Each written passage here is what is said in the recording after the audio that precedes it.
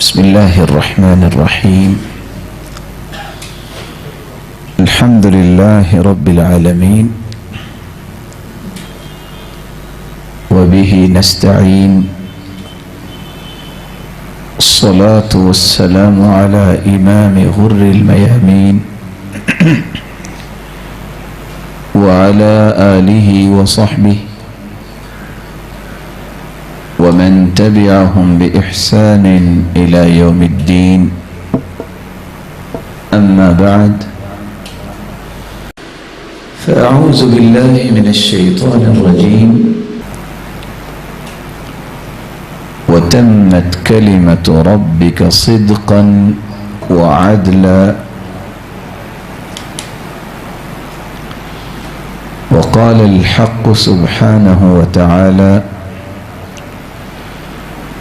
يا أيها الذين آمنوا لا تلهكم أموالكم ولا أولادكم عن ذكر الله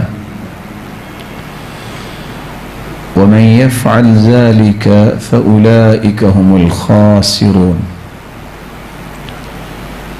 وأنفقوا مما رزقناكم من قبل أن يأتي أحدكم الموت فيقول ربي لولا أخرتني إلى أجل قريب فأصدق وأكن من الصالحين. لائق سب تکریم سامعین مکرم، اس سے قبل کہ میں آج کی اس مبارک مجلس میں اپنے عنوان کے متعلق چند گزارشات آپ کے سامنے رکھوں، ایک ضروری بات آپ کی خدمت میں پیش کرنا چاہوں گا، اور یہ بات تھوڑی سی توجہ کے لائق ہے. اور وہ بات کیا ہے؟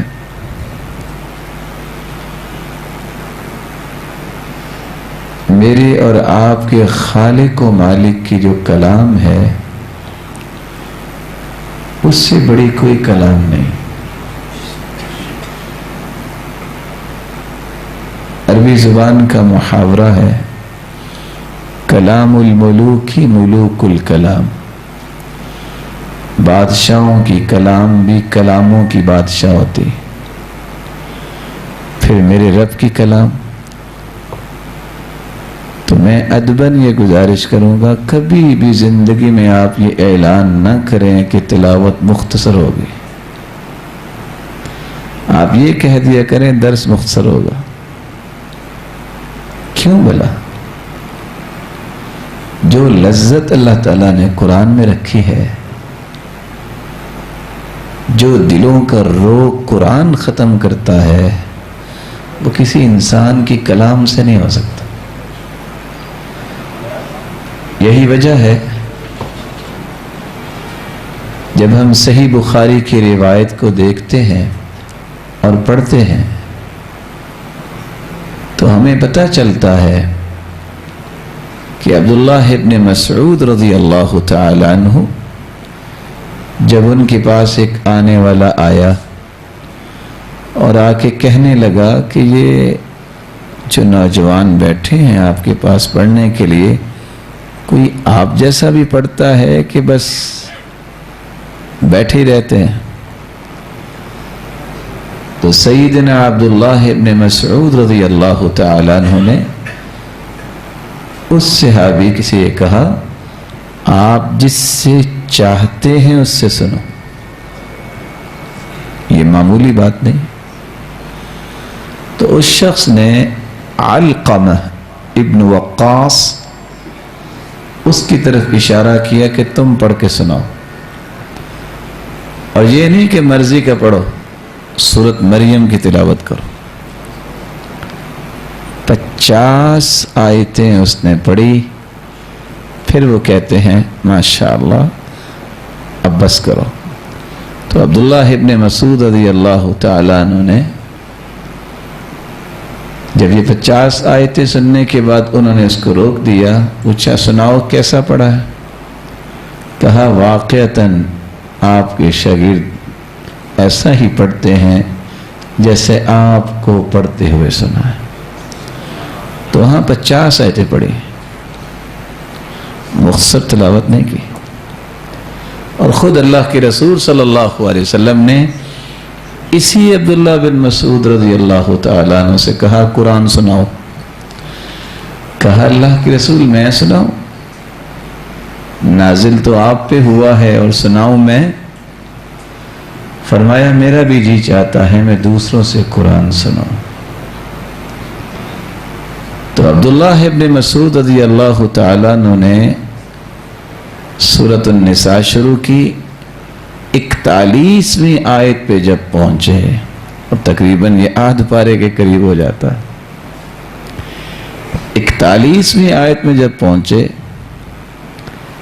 اس وقت اللہ کے رسول صلی اللہ علیہ وسلم نے فرمایا تھا جب یہ آیت سنی، فَكَيْفَ إِذَا جِئْنَا مِنْ كُلِّ أُمَّةٍ بِشَهِيدٍ وَجِئْنَا بِكَ عَلَى هَؤُلَاءِ شَهِيدًا۔ تو رسول اللہ صلی اللہ علیہ وسلم رونے لگ گئے۔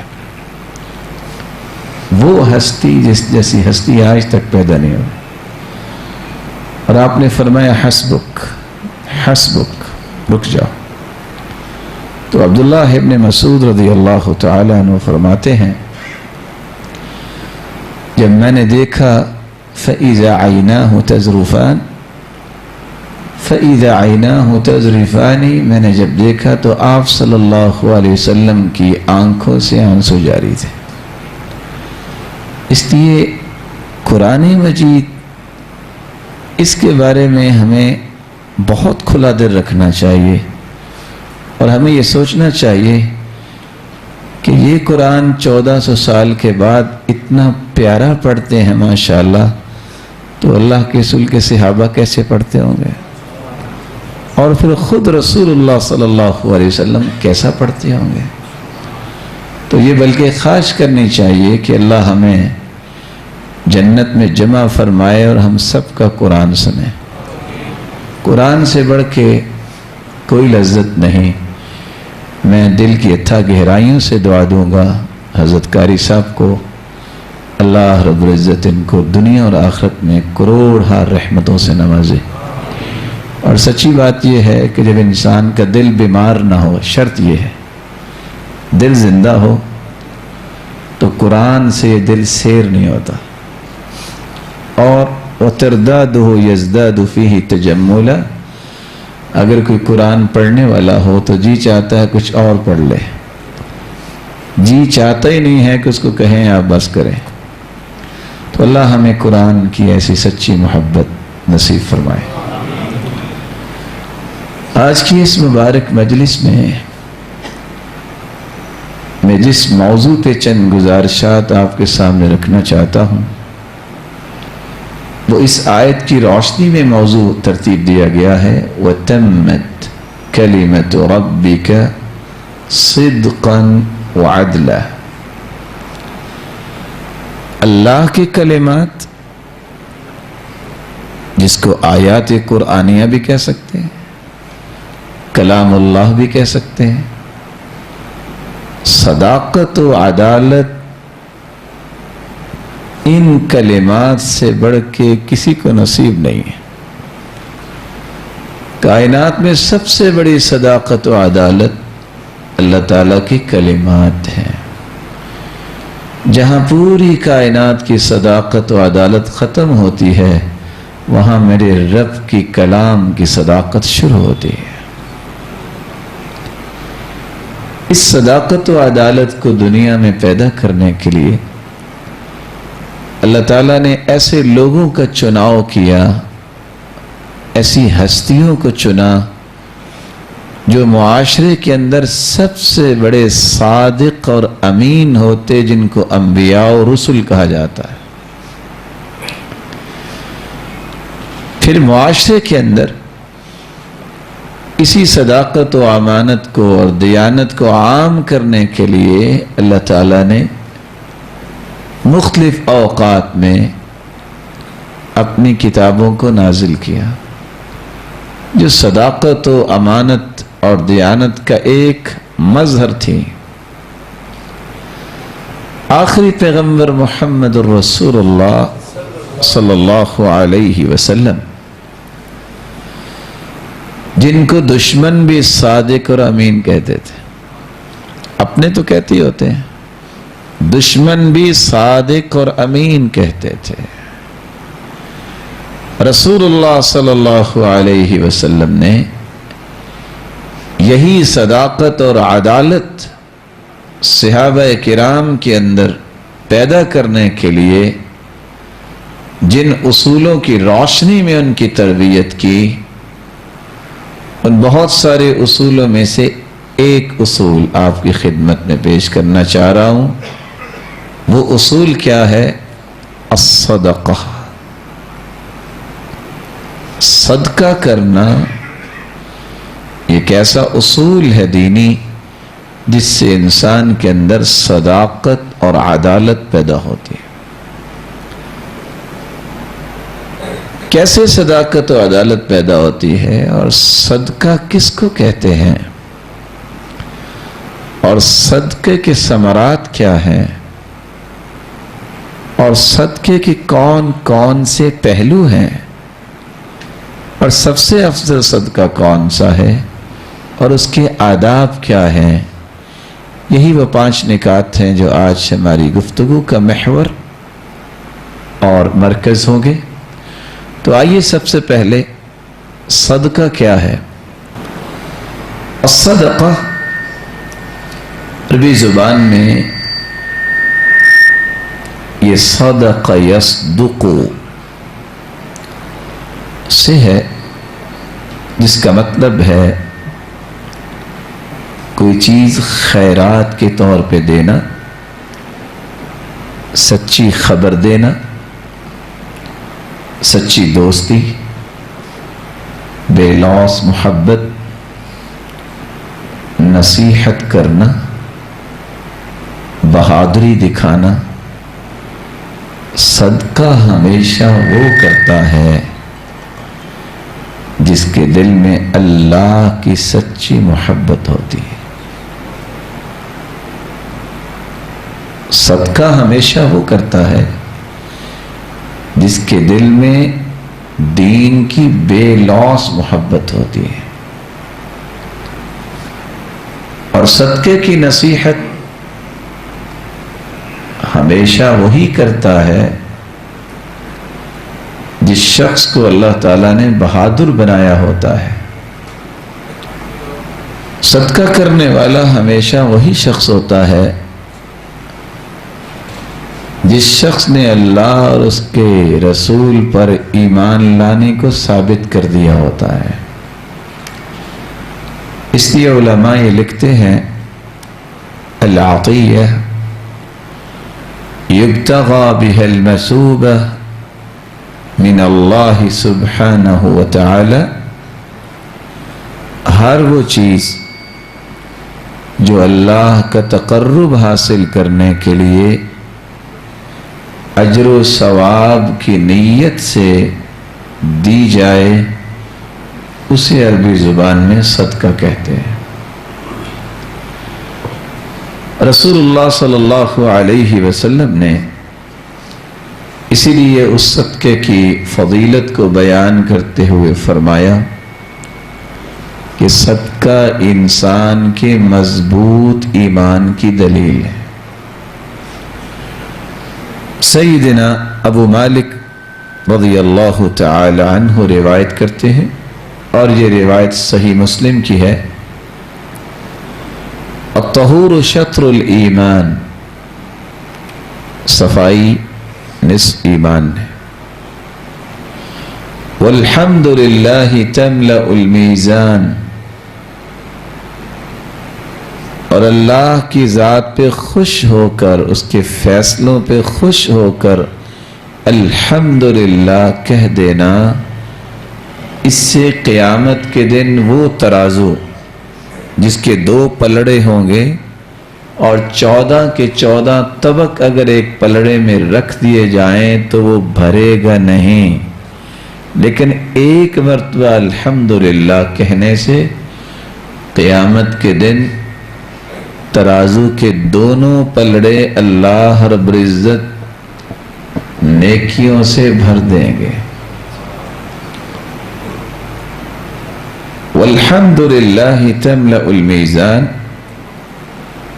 آگے روایت میں اللہ کے رسول صلی اللہ علیہ وسلم نے فرمایا والصلاۃ نور، نماز ایک روشنی کا نام ہے، اس سے انسان کی زندگی میں بھی روشنی آتی ہے اور یہ قبر میں بھی روشنی کا سبب بنے گی، اور قیامت کے دن بھی اللہ رب العزت اس کے لیے روشنیوں کا بندوبست فرمائیں گے۔ والصدقۃ برہان،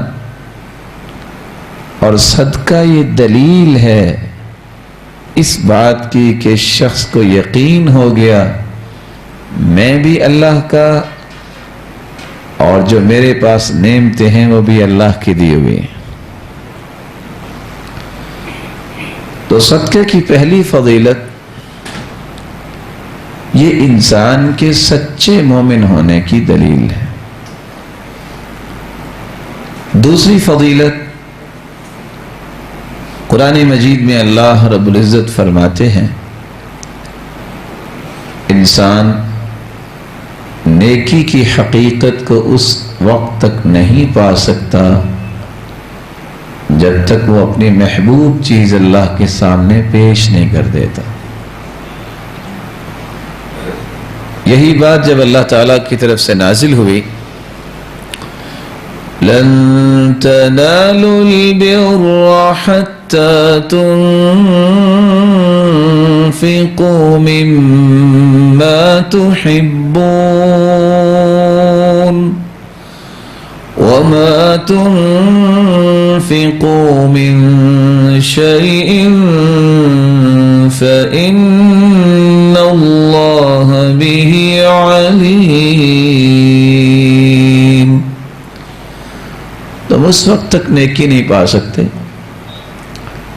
جب تک اللہ رب العزت کی دی ہوئی نعمتوں میں سے ایک پیاری چیز اللہ کے پاس پیش نہ کر دو۔ سوچ سوچ کی بات ہے، ادھر آیت نازل ہوئی، ادھر ابو طلحہ رضی اللہ تعالیٰ عنہ آ گئے، آ کے کہنے لگے یا رسول اللہ صلی اللہ علیہ وسلم لگتا ہے میرا باغ میرے رب کو پسند آ گیا۔ کہا کیا مطلب؟ کہا میرے پاس تو سب سے پیاری چیز میرا باغ ہی ہے، مطلب ہے یہ میں اللہ کی راہ میں دوں گا تو تب مجھے صحیح نیکی ملے گی، تو میں پھر آج کے بعد یہ باغ وقف کرتا ہوں، لیکن اس لیے نہیں کہ چلو مجھے 2 باغ مل جائیں گے، چلو مجھے کوئی برکت مل جائے گی، وہ تو اللہ نے دینی ہی دینی ہے۔ ارجو برہا وزخرہا عند اللہ، میں اس کی نیکی بھی اور اس کا ذخیرہ بھی میں کل قیامت کے دن اللہ سے لینا چاہتا ہوں۔ تو صدقہ جو ہے انسان کو ایک حقیقی نیکی تک پہنچانے کا ایک راستہ ہے، بلکہ اللہ تعالیٰ نے متقین کے جہاں اوصاف بیان کیے ہیں تو اس میں ایک صفت یہ بیان کی ہے جو صدقہ کرتا ہے یہ متقی انسان ہوتا ہے۔ عام بندہ کیسے یہ کام کر سکتا ہے؟ اس کے لیے تو ممکن ہی نہیں۔ جس کے اندر اللہ کا خوف ہو، اللہ کی محبت ہو، تو پھر وہ اس طرح کے کام کرنے میں بہادری بھی دکھاتا ہے اور اللہ رب العزت اس کو مزید برکتوں سے بھی نوازتے ہیں۔ وَسَارِعُوا إِلَى مَغْفِرَةٍ مِّن رَّبِّكُمْ وَجَنَّةٍ عَرْضُهَا السَّمَاوَاتُ وَالْأَرْضُ أُعِدَّتْ لِلْمُتَّقِينَ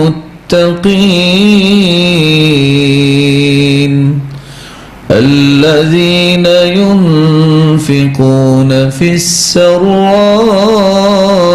والضراء والكاظمين الغيظ والعافين عن الناس والله يحب المحسنين. جلدی کرو کس بات کی طرف؟ اللہ کی مغفرت کی طرف اور اس جنت کی طرف جس کا عرض صرف اتنا ہے جتنا زمین و آسمان کا خلا ہے. لیکن یہ جنت ہے کن کے لیے؟ متقین کے لیے. تو پھر متقین کون ہیں؟ جن کی اس آیت کے اندر 3 نشانیاں بیان ہوئی ہیں. الذین ينفقون فی السراء والضراء، تنگی کی حالت میں ہوں یا وہ آسودگی کی حالت میں ہوں، جو لوگ صدقہ کرتے ہیں، خرچ کرتے ہیں اللہ کی راہ میں. والکاظمین الغیظ، اور جو غصے کو پی جانے والے ہیں. والعافین عن الناس، اور جو لوگوں کو معاف کر دینے والے ہیں. یہ 3 صفتیں جس کے اندر آ جائیں وہ متقی بن جاتا ہے. جو متقی بن جائے اس کے لیے اللہ نے جنت رکھی. اور ان تینوں صفات میں جو پہلی صفت بیان کی ہے وہ کیا ہے؟ اللہ کی راہ میں خرچ کرنا. چوتھی فضیلت جو اللہ کے رسول صلی اللہ علیہ وسلم نے بیان کی ہے، اس فضیلت کو بیان کرنے سے پہلے ایک چھوٹا سا سوال کروں گا، صرف بات سمجھانے کی غرض سے. کیا جی دنیا میں اللہ کے رسول سے بڑھ کے بھی کوئی سچا انسان آیا؟ ساری دنیا کی صداقت مل کے بھی اللہ کے رسول صلی اللہ علیہ وسلم کی ایک بات کا مقابلہ نہیں کر سکتے. اور اگر اللہ کے رسول صلی اللہ علیہ وسلم قسم اٹھا لیں تو کوئی بات رہ جائے گی؟ رسول اللہ صلی اللہ علیہ وسلم نے 3 باتوں پہ قسم اٹھائی. پہلی بات، ثلاث اقسم علیہن، میں 3 چیزوں پہ قسم اٹھاتا ہوں. ما نقصت صدقۃ من مال، اللہ کی قسم جو صدقہ کرتا ہے اس کا مال کم نہیں ہوتا، زیادہ ہوتا ہے. کوئی شک کی گنجائش رہ گئی؟ لیکن آدمی گنجائش تو لوگ لے لیتے ہیں نا، پتہ نہیں بڑھے گا کہ نہیں بڑھے گا. اور میں تو حیران ہوں، اللہ کے رسول نے قسم اٹھا لی ہے اور پھر اللہ رب العزت نے باقاعدہ دعوت دے دی ہے. حدیث قدسی ہے، یا ابن آدم انفق وانفق علیک، میرے بندے تم خرچ کرو دین پہ، میں تجھ پہ خرچ کروں گا. دنیا میں جب 2 بادشاہوں کا مقابلہ ہو، 2 سیٹھ لوگوں کا مقابلہ ہو تو گنجائش ہوتی ہے یہ بھی جیت سکتا ہے، یہ بھی جیت سکتا ہے. لیکن اگر خالق مخلوق کا مقابلہ ہو تو کون جیتے گا؟ بولے. آپ جتنا بھی خرچ کر لیں رب سے زیادہ آپ کے پاس ہے. یہ فہم کی بات ہے. اس لیے رسول اللہ صلی اللہ علیہ وسلم نے قسم اٹھائی کہ صدقہ کرنے والے کا مال کم نہیں ہوتا، زیادہ ہوتا ہے. اور دوسری کس بات پہ قسم اٹھائی وہ بھی ضروری ہے میرے اور آپ کے سمجھنے کے لیے. وَلَا عَفَى رَجُلٌ عَنْ مَظْلَمَةٍ ظُلِمَهَا إِلَّا زَادَهُ اللَّهُ عِزًّا. ہو سکتا ہے زندگی گزارتے وقت زندگی کا ایک حصہ تکلیف بھی ہے. جو لوگ سمجھتے ہیں نا تکلیف نہیں دنیا میں آنی چاہیے، انہوں نے زندگی کو پہچانا ہی نہیں ہے بیچاروں نے. اس طرح خوشیاں زندگی کا حصہ ہے، غم بھی تو زندگی کا حصہ ہے نا. جہاں انسان کے لیے صحت زندگی کا حصہ ہے، بیماری بھی زندگی کا حصہ ہے. لیکن اگر کوئی زیادتی اور کمی کوتاہی کرے آپ کے ساتھ، اس کو معاف کرنا اور تواضع اختیار کرنا. قسم اٹھا رہے ہیں اللہ کے رسول صلی اللہ علیہ وسلم، اللہ کی قسم جو تواضع اختیار کرنے والا ہے، معاف کرنے والا ہے، اللہ اسے ذلیل نہیں کرتے، اس کو بلند ہی کرتے ہیں۔ تو بات میں یہ کر رہا تھا، رسول اللہ صلی اللہ علیہ وسلم نے جو چوتھی فضیلت بیان کی ہے کہ صدقہ کرنے سے مال کم نہیں ہوتا بلکہ زیادہ ہوتا ہے، اور یہاں اس حدیث کو بھی میں پیش کرنا چاہوں گا۔ اللہ کے رسول صلی اللہ علیہ وسلم نے اسماء رضی اللہ تعالی عنہ سے کہا تھا، لا تحصی فیحصی اللہ علیک، لا توعی فیوعی اللہ علیک، گن کے نہ دیا کر، اللہ بھی پھر گن کے دیں گے۔ جب تم گن کے دو گی تو اللہ بھی گن کے دیں گے۔ وہ جب وہ زبیدہ نہر بنی ہے نا سعودیہ میں، آج سنا ہوگا نام آپ، یہ ہارون الرشید کی بیوی نے بنوائی تھی۔ جب اس کا سروے کروایا گیا تو انجینئر نے آ کے کہا کہ یہ تو بہت مشکل ہے، پہاڑوں سے کیسے یہ نہر بنائیں گے، پہاڑ توڑنا اور پتھریلا علاقہ ہے۔ تو اس عورت نے کہا تھا کہ ایک مرتبہ اگر پتھر کو توڑنے کے لیے ضرب لگاؤ تو 1 دینار اگر ایک مرتبہ مارنے پہ خرچ آئے گا، میں پھر بھی بناؤں گی۔ حاجیوں کے لیے آسانی ہونی چاہیے، اور ایسا ہی ہوا، وہ نہر بنی۔ جب وہ حسابات لے کے اس کے پاس آئے کہ نہر مکمل ہو گئی ہے، تو زبیدہ اس وقت دجلہ کے کنارے پہ بیٹھی تھی۔ اس نے وہ پکڑے اور اسی طرح سمندر میں پھینک دیا، اور ساتھ یہ کہا، اللہ میں نے بغیر دیکھے ادائیگی کی ہے، میرے حسابات کو بھی بغیر دیکھے جنت دے دینا۔ لا تعی فیعی اللہ علیک، گن کے نہ دو۔ لیکن ایک ساتھ راز بتا دوں، یہ راز سمجھ اس وقت آتا ہے جب یقین آ جائے، باتوں سے نہیں، کتابیں پڑھنے سے نہیں، سننے سے نہیں، دل میں یقین جب ہو پھر اس کی حقیقتیں، اس کے راز کھلتے ہیں۔ یزید بن مہران نے دیکھا کہ اس کے ماموں روزانہ نکلتے ہیں، کبھی اس کو دے کبھی اس کو دے، اور لوگوں کے اوپر صدقہ کر رہے ہیں، کسی کی خیر خواہی کر رہے ہیں۔ وہ پوچھتا ہے، ماموں جان آپ کا گزارا کیسے ہوتا ہے، آپ ہر وقت تقسیم ہی کرتے رہتے ہیں؟ تو انہوں نے کہا، بیٹا جتنا میں دیتا ہوں اللہ مجھے اس سے زیادہ دیتے ہیں۔ بچے تو بچے ہوتے ہیں نا۔ اس نے کہا اچھا۔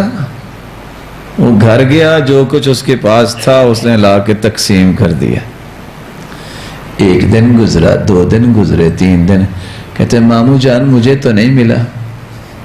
کہا بیٹا اللہ کو آزماتے نہیں ہیں، اللہ آزمانے کی چیز نہیں، اللہ تو مالک ہیں، اس پہ تو یقین کرنا پڑے گا۔ یقین اگر ہو جائے تو پھر سب کچھ ہو جاتا ہے۔ یقین نہ ہو تو آپ ایک کی بجائے 50 مرتبہ ایک چیز کو بیان کر لیں، وہ اثر تو نہیں کرے گی۔ اس لیے بات میں یہ کر رہا تھا، 5ویں فضیلت، اللہ رب العزت نے اس بات کا فیصلہ دے دیا ہے، جو میری راہ میں خرچ کرے گا میں اس کے اوپر خرچ کروں گا۔ اور جب مخلوق اور خالق کا مقابلہ شروع ہو جائے تو پھر جیتنے والا کون ہوتا ہے؟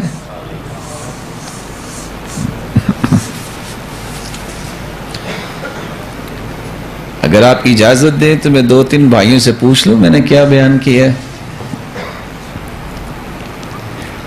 کیا جی اجازت ہی نہیں دے رہے تو پھر کیا پوچھنا ہے؟ آپ نہ تھوڑا وقت سن لیا کریں، لیکن اچھے طریقے سے سن لیا کریں۔ میرا مشورہ ہے، میں آپ کو 15 سال کے بعد کہہ رہا ہوں، میں جب بھی درس دینے جاتا ہوتا نا شروع میں، تو میری بڑی خواہش ہوتی کہ میں آج کم از کم 40 حدیثیں سنا کے واپس آنا ہے، لیکن آہستہ آہستہ انسان کو سمجھ آتی ہے نا، تو اب میں سوچتا ہوں نہیں، صحیح سمجھ آ جائے، 15 حدیثیں بھی سمجھ آ جائیں کافی ہے، لیکن سننے والوں کو تکلیف نہ ہو۔ تو جب اس طرح کے کام ہوتے ہیں نا تو میں سوچتا ہوں آدھے سن رہے ہیں آدھے نہیں سن رہے، مجھے پھر رکنا پڑ جاتا ہے۔ چلو آپ نے اجازت نہیں دی تو میں نہیں پوچھتا پھر۔ خیر بات یہ کر رہے تھے صحابہ کا جو منہج ہے نا میرے معزز، اس کو ہم معاشرے میں لائیں۔ وہ کیا ہے؟ انہدام، یکسوئی، سنجیدگی، متانت۔ کچھ بھی ہو جائے جب اللہ رسول کی بات ہو تو اس جیسی تو لذت ہی کوئی نہیں، اس لیے اس میں آپ کو کبھی پریشان نہیں ہونا چاہیے۔ زیادہ سے زیادہ یہ پریشانی ہوتی ہے کہ خطیب ناراض نہ ہو جائے، میری کیا ضرورت ہے میں ناراض ہوں، میں تو آپ کا بھائی ہوں۔ تو آپ کی اور میری توجہ صرف ایک ہونی چاہیے کہ جو بات ہم کرتے ہیں یا سنتے ہیں میرے مالک اس کو توشہ آخرت بنا دے، پھر تھوڑی بات میں بھی برکت آئے گی۔ تو پانچویں بات میں یہ کر رہا تھا کہ جب اللہ اور اس کی مخلوق کا مقابلہ ہو تو بندہ جیت کیسے سکتا ہے؟ اس لیے لوگ کہا کرتے تھے سلف، انفق ما فی الجیب یأتیک ما فی الغیب، جو تمہاری جیب میں تم خرچ کرو، اور جیب کتنی بڑی ہے؟ کسی بندے نے تھیلا تو ساتھ ہی نہ لگایا ہوتا ہے، جیب ہی ہوتی ہے نا، کتنا کو ڈالو گے؟ اس جیب میں جو کچھ ہے تم خرچ کرو، تمہارے پاس وہ آئے گا جو غیب میں ہے، اور غیب کتنا ہے کسی کو پتہ؟ انلیمیٹڈ۔ چھٹی بات رسول اللہ صلی اللہ علیہ وسلم نے جو بیان کی ہے صدقے کی فضیلت کے بارے میں، میں اور آپ چاہتے ہیں کہ ہمارے لیے کوئی دعا کرے، اور ہمیں بھی ایک دوسرے کے لیے دعا کرنی چاہیے۔ میں بھی دعا کرتا ہوں مالک الملک آپ سب کو دنیا اور آخرت میں خوشیاں نصیب فرمائے، لیکن کوئی شورٹی نہیں دے سکتا کہ میری بات رد نہیں ہوتی، میری ہر بات قبول ہوتی ہے۔ واحد نورانی مخلوق ہے جن کو فرشتے بولتے ہیں، ان کی دعا کو اللہ رد نہیں کرتے، اور اس کا راز بھی سمجھیے رد کیوں نہیں کرتے۔ اصل میں قرآن اس بات کی گواہی دیتا ہے کہ فرشتے اللہ کے حکم کے بغیر دعا کرتے ہی نہیں، اور اللہ رب العزت اس وقت تک دعا کا حکم فرشتوں کو دیتے ہی نہیں جب تک اپنے بندے کو پسند نہ کر لے۔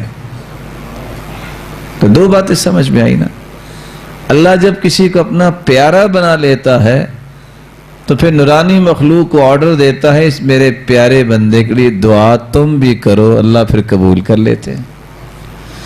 ہر روز ما من عبد ما من يوم يصبح العباد فيه إلا وملكان ينزلان يقول أحدهما اللهم أعط منفقا خلفا ويقول الآخر اللهم أعط ممسكا تلفا۔ ہر روز جس طرح ہم اپنے کام کاج کرتے ہیں دو فرشتے اللہ رب العزت بھی بھجوا دیتے ہیں، اور دونوں اپنے کام پہ لگے ہوئے ہیں۔ ایک سارا دن کام کیا کرتا ہے؟ اللہم اعط منفقا خلفا، اے اللہ جو تیری راہ میں خرچ کرتا ہے اس کے مال میں برکت فرما دے۔ وہ صبح سے شام تک دعا یہ کرتا ہے۔ دوسرا فرشتہ اپنا کام کر رہا ہوتا ہے، اور وہ کیا کام ہے؟ اللہم اعط ممسکا تلفا، یا اللہ مال بھی تیرا، یہ بندہ بھی تیرا ہے، جو تیرا دیا ہوا مال تیری راہ میں خرچ نہیں کرتا، یا اللہ برباد کر دے۔ اور صحیح بخاری مسلم کی روایت، یعنی دو فرشتے صبح سے شام تک دعا جو کرتے ہیں، میں ذرا سوچوں کہ میں دعا لینے والوں کی صف میں ہوں کہ بد دعا لینے والوں کی صف میں؟ سوچنا چاہیے نا ہمیں۔ تو فرشتوں کی دعاؤں کا مستحق وہ بنتا ہے جو صدقہ کرتا ہے۔ کتنی باتیں ہو گئی؟ اللہ آپ کو برکت دے۔ ساتویں بات، اور یہ بات بڑی مہم ہے، اس بات کو ذرا غور سے سنیے گا، رسول اللہ صلی اللہ علیہ وسلم نے جو صحابہ کرام کو سمجھا دی کہ آپ کے پاس اگر مال نہیں، صرف آپ نیت کر لیتے ہیں کہ میرے پاس اگر مال ہو تو میں بھی یہ کروں گا نیکی، اس سچی نیت کی وجہ سے آپ کو اجر وہی ملے گا جس نے خرچ کیا ہوگا۔ فرمایا انما الدنیا لاربعۃ نفر، لوگوں دنیا 4 لوگوں کی ہے، ان میں پہلا وہ انسان ہے جس کو اللہ نے مال بھی دیا اور علم بھی دیا۔ کتنی چیزیں ملی؟ علم کی وجہ سے وہ اللہ سے ڈرتا ہے، مال کی وجہ سے وہ لوگوں سے، رشتہ داروں سے اچھا برتاؤ کرتا ہے۔ سب سے بلند درجہ اس کا ہوگا۔ دوسرا بندہ جس کے پاس علم تو ہے لیکن مال نہیں، میرے پاس بھی مال ہو تو میں بھی مسجد بناؤں، میرے پاس مال ہو تو میں بھی یہ نیکی کروں۔ اس کے پاس مال نہیں ہے، اس نے یہ کام نہیں کیا، لیکن حدیث کیا کہہ رہی ہے؟ فَأَجْرُهُمَا سَوَا، اس بلند مقام والے کے ساتھ ہی قیامت کے دن یہ کھڑا نظر آئے گا۔ تیسرا شخص جس کے پاس مال ہے، علم نہیں، جب علم نہیں تو اللہ کا خوف نہیں ہوگا۔ مال تو ہے لیکن اس کو برائی پہ لگاتا ہے، جوا کھیل لیا، شراب پی لی، اللہ کی نافرمانی کر لی، یہ سب سے خبیث جگہ پہ ہوگا۔ اور چوتھا وہ شخص نہ اس کے پاس مال ہے نہ اس کے پاس علم ہی ہے، علم نہیں تو اللہ کا خوف نہیں، مال نہیں لیکن نیت ہے، کیا کہتا ہے؟ میرے پاس بھی اگر مال ہونا تو جوا تو میں بھی کھیلوں گا۔ حدیث کیا کہتی ہے؟ فَوِزْرُهُمَا سَوَاءٌ، اس نیت کی وجہ سے قیامت کے دن گناہ دونوں کا برابر ہوگا۔ اس لیے نیت کر لینے سے ہی انسان کا درجہ بلند ہو جاتا ہے۔ 8ویں بات، رسول اللہ صلی اللہ علیہ وسلم نے فرمایا اگر سچے دل سے انسان معمولی سی چیز اللہ کی راہ میں پیش کرتا ہے تو اللہ رب العزت اس کا بدلہ 10 گنے نہیں دیتا، صرف 70 گنے نہیں دیتا، 700 گنے بنا کے، بلکہ صحیح بخاری کی روایت کے مطابق الى اضعاف کثیرہ، انلمیٹڈ اجر جو ہے وہ اللہ رب العزت اس کا عطا کرتے ہیں۔ حدیث کے الفاظ من انفق نفقة فی سبیل اللہ کتبت له 700 ضعف، جو ایک چیز اللہ کی راہ میں دیتا ہے وہ قیامت کے دن 700 بن چکے ہوں گے۔ اور اسی لیے یحییٰ بن معاذ کہا کرتے تھے ما اعرف حبہ تزن جبال الدنیا الا من الصدقہ، یہ واحد صدقے کا ایک دانہ ہے، دنیا میں میں نے کوئی ایسا دانہ نہیں دیکھا جو ہو تو دانہ لیکن قیامت کو پہاڑ بن کے آیا، یہ صرف صدقے کی چیز ہے۔ رسول اکرم صلی اللہ علیہ وسلم نے اس لیے صحابہ کرام کو یہ بات سمجھائی، تاجر برادری تشریف فرما ہے تو یہ بات سمجھے، بڑی برکت والی بات ہے۔ فرمایا یا معشر التجار، او تاجروں کی جماعت، ان هذا البيع يحضره اللغو والحلف فشوبوا بالصدقہ، اے تاجروں کی جماعت، تم تجارت کرتے ہو، جب سودا ہونے لگتا ہے تو لغویات بھی ہوتی ہیں، قسمیں بھی لوگ اٹھاتے ہیں، کیا یہ ایسا ہوتا ہے کہ نہیں ہوتا؟ صرف اطمینان دینے کے لیے بڑی بڑی کہانی پیش کی جاتی ہے اور قسم بھی اٹھانی پڑتی ہے، بعد میں ہنستے ہیں بیٹھ کے میں نے قسم پتہ کس چیز کی کھائی، اس کو پتہ ہی نہیں چلا، میں نے تو یہ کہا تھا۔ لیکن دیکھنا یہ ہے العبرۃ بالمفہوم لا بالمنطوق، اعتبار یہ ہے اس بندے کو سمجھ کے آئی ہے، آپ نے جو بھی بولا ہے وہ تو اللہ جانتا ہے، لیکن اس کو تو یہی سمجھائی نا، قسم اٹھا رہا ہے۔ فرمایا اس جھوٹی قسم یا قسمیں اٹھانا اور لغویات کی وجہ سے جو بے برکتی آتی ہے، فشوبوا بالصدقہ، جس وقت ڈیل کر رہے ہو تو اس وقت صدقہ کیا کرو، ہر قسم کی اس طرح کی لغویات اور چیزوں کو اللہ تعالیٰ معاف بھی کریں گے اور تمہاری اس بے میں برکت ڈال دیں گے۔ وہاں ٹوکن دینے کے لیے تو ہر بندہ ہی تیار ہوتا ہے، اور وہاں یہ کرنے کے لیے تو تیار ہوتا ہے، لکھو جی اگر اس نے سودا نہ پورا کیا تو ٹوکن جو ہے وہ کیا ہو جائے گا، ضبط ہو جائے گا۔ نہا رسول اللہ صلی اللہ علیہ وسلم عن العربون فی البیع، اللہ کے رسول صلی اللہ علیہ وسلم نے بیع کے اندر ٹوکن اس انداز کا کرنا کہ ضبط ہو جائے گا، ایسے منع کیا۔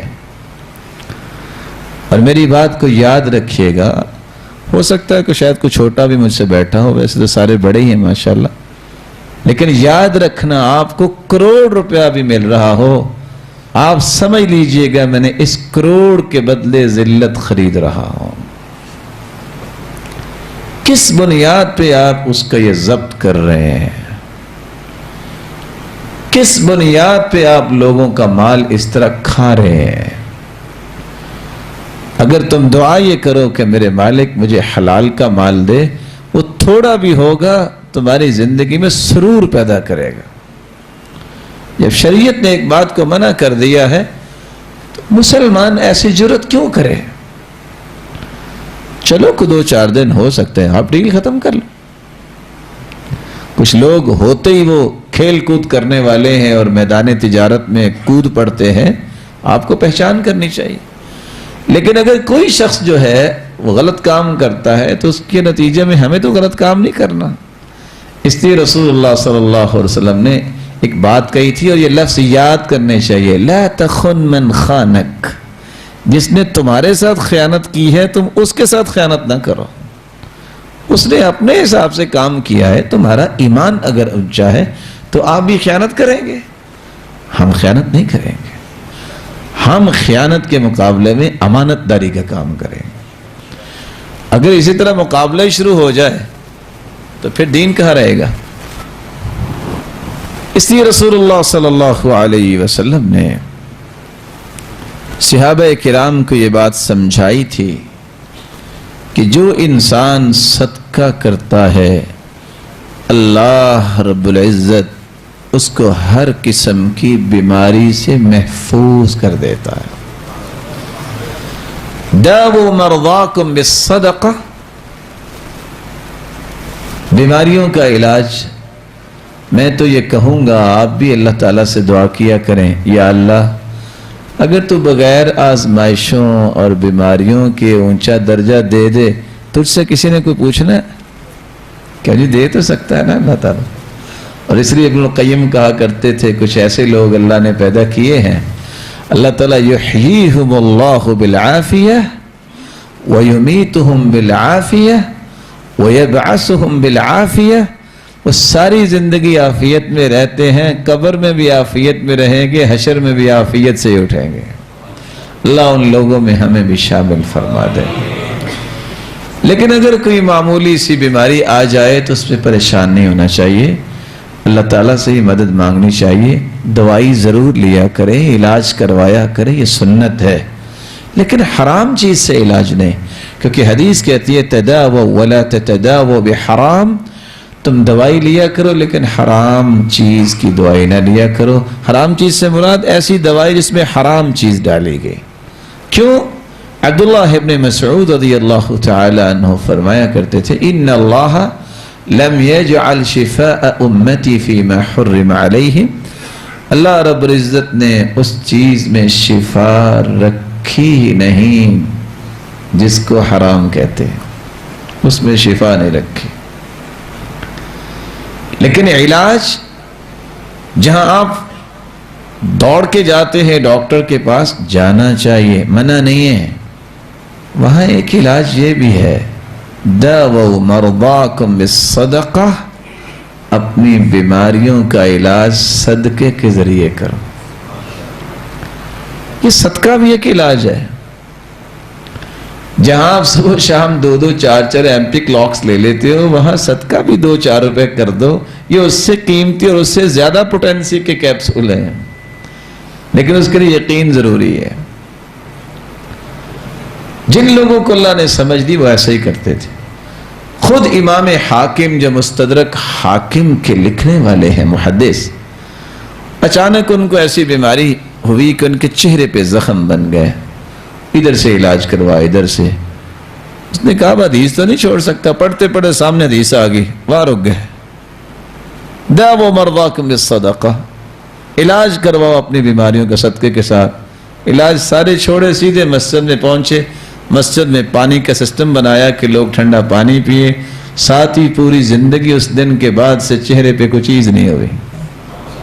داووا مرضاکم بالصدقہ، صدقے سے جو اللہ تعالیٰ نے شفا رکھی ہے وہ کسی اور چیز میں نہیں ہے۔ یہی وجہ ہے کہ بعض نیک عورتیں تو صرف اس بات پہ صدقہ دیا کرتی ہیں کہ اگر صدقہ جسمانی بیماریوں کا علاج ہے تو پھر روحانی بیماریوں کا بھی علاج ہوگا۔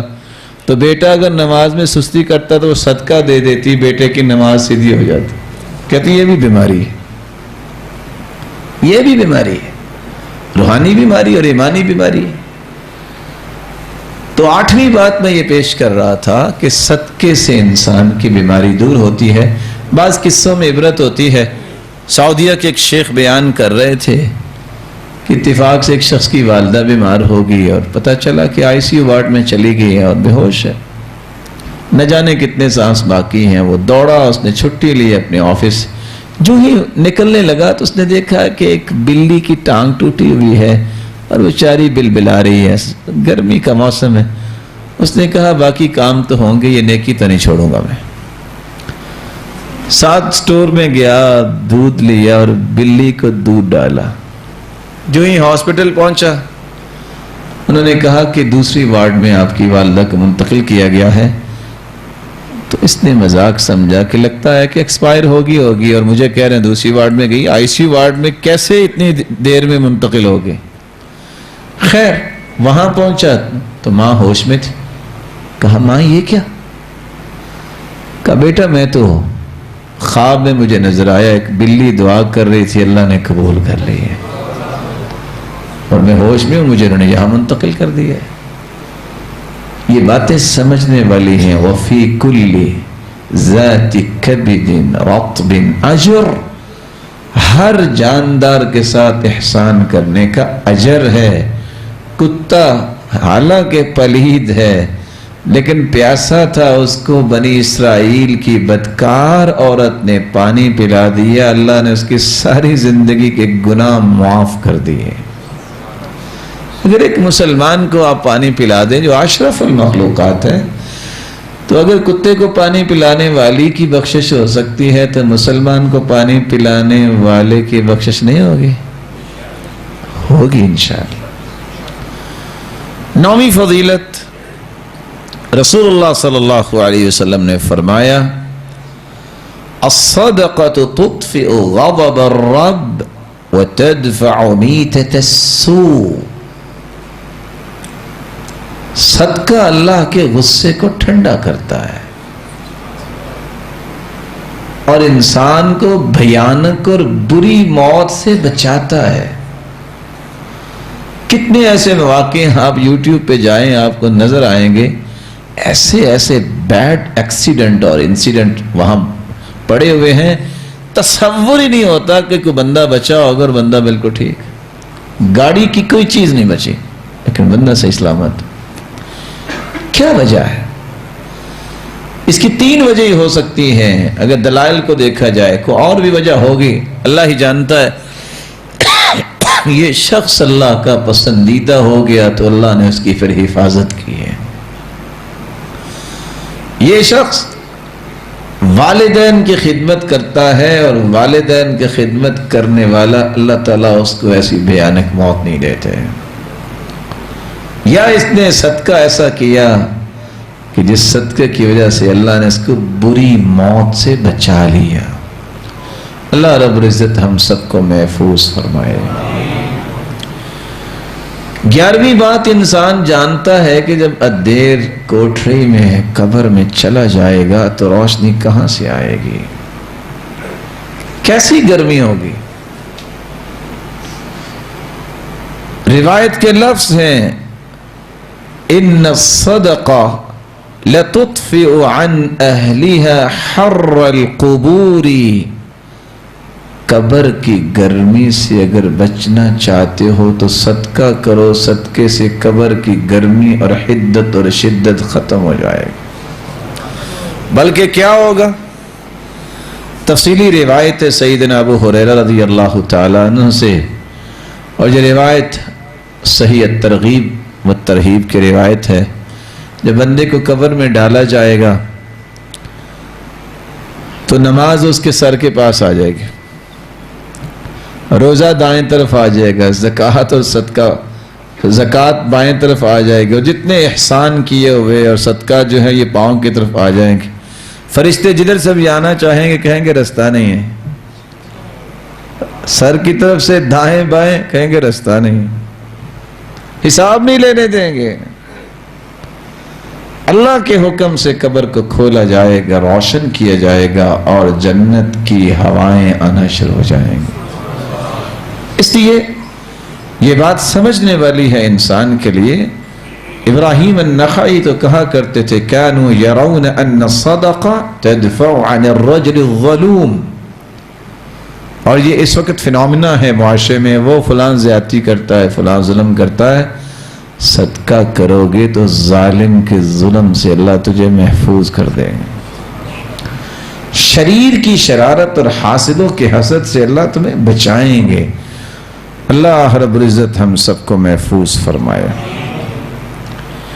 رسول اللہ صلی اللہ علیہ وسلم نے اس لیے 12ویں بات یہ بیان کی، اتقوا النار ولو بشق تمرہ۔ شق تمرہ، ایک کھجور کے اگر 2 حصے کیے جائیں تو آدھا حصہ کوئی خریدے گا بازار میں پڑا؟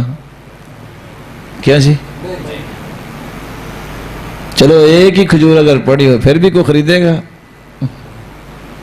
کتنی قیمت ہوگی؟ ایک کھجور کی کتنی قیمت ہوگی؟ مہنگی سے مہنگی کھجور اجوائی ہے نا، ایک کھجور کتنے کی؟ چلو تھوڑی تو مہنگائی کر دیں آپ نے، یہ سب نے آپ کے پاس آ جانا درس کے بعد، اگر 5 روپے کی ہے تو چلو 100 کھجوریں تو دے نا، تو یہ تو مسئلہ بن جائے گا۔ اللہ آپ کو برکتوں سے نوازے۔ چلو 20 روپے لگا لیں، لیکن میں حیران ہوں اپنے رب کی رحمت پہ، من تصدق بعدل تمرہ، جو شخص کھجور کے برابر صدقہ کرتا ہے، بس اوقات آپ کسی لفافے انولپ میں ڈالتے ہوں گے وہ 20 روپے، بس اوقات کسی غلے میں ڈالتے ہوں گے، بس اوقات کسی کو دے دیتے ہوں گے، آپ جہاں بھی ڈالتے ہیں وہ جاتا کدھر ہے؟ سیدھا اللہ کے دائیں ہاتھ میں جاتا ہے۔ فَإِنَّ اللَّهَ يُرَبِّيهَا كَمَا يُرَبِّي أَحَدُكُمْ فُلُوَّ أَوْ فِلْوَةً، اللہ تعالیٰ پھر اس کو پالنا شروع کر دیتے ہیں، پالتے پالتے قیامت کو نامہ اعمال میں ایک پہاڑ آئے گا، بندہ پوچھے گا اللہ یہ کیا؟ اللہ فرمائیں گے یہ کھجور کے برابر صدقے کو پال پال کے میں نے پہاڑ بنا دیا۔ 13ویں بات رسول اللہ صلی اللہ علیہ وسلم نے بیان کی ہے، خصوصاً خفیہ صدقہ یہ انسان کی زندگی میں برکت بھی پیدا کرتا ہے۔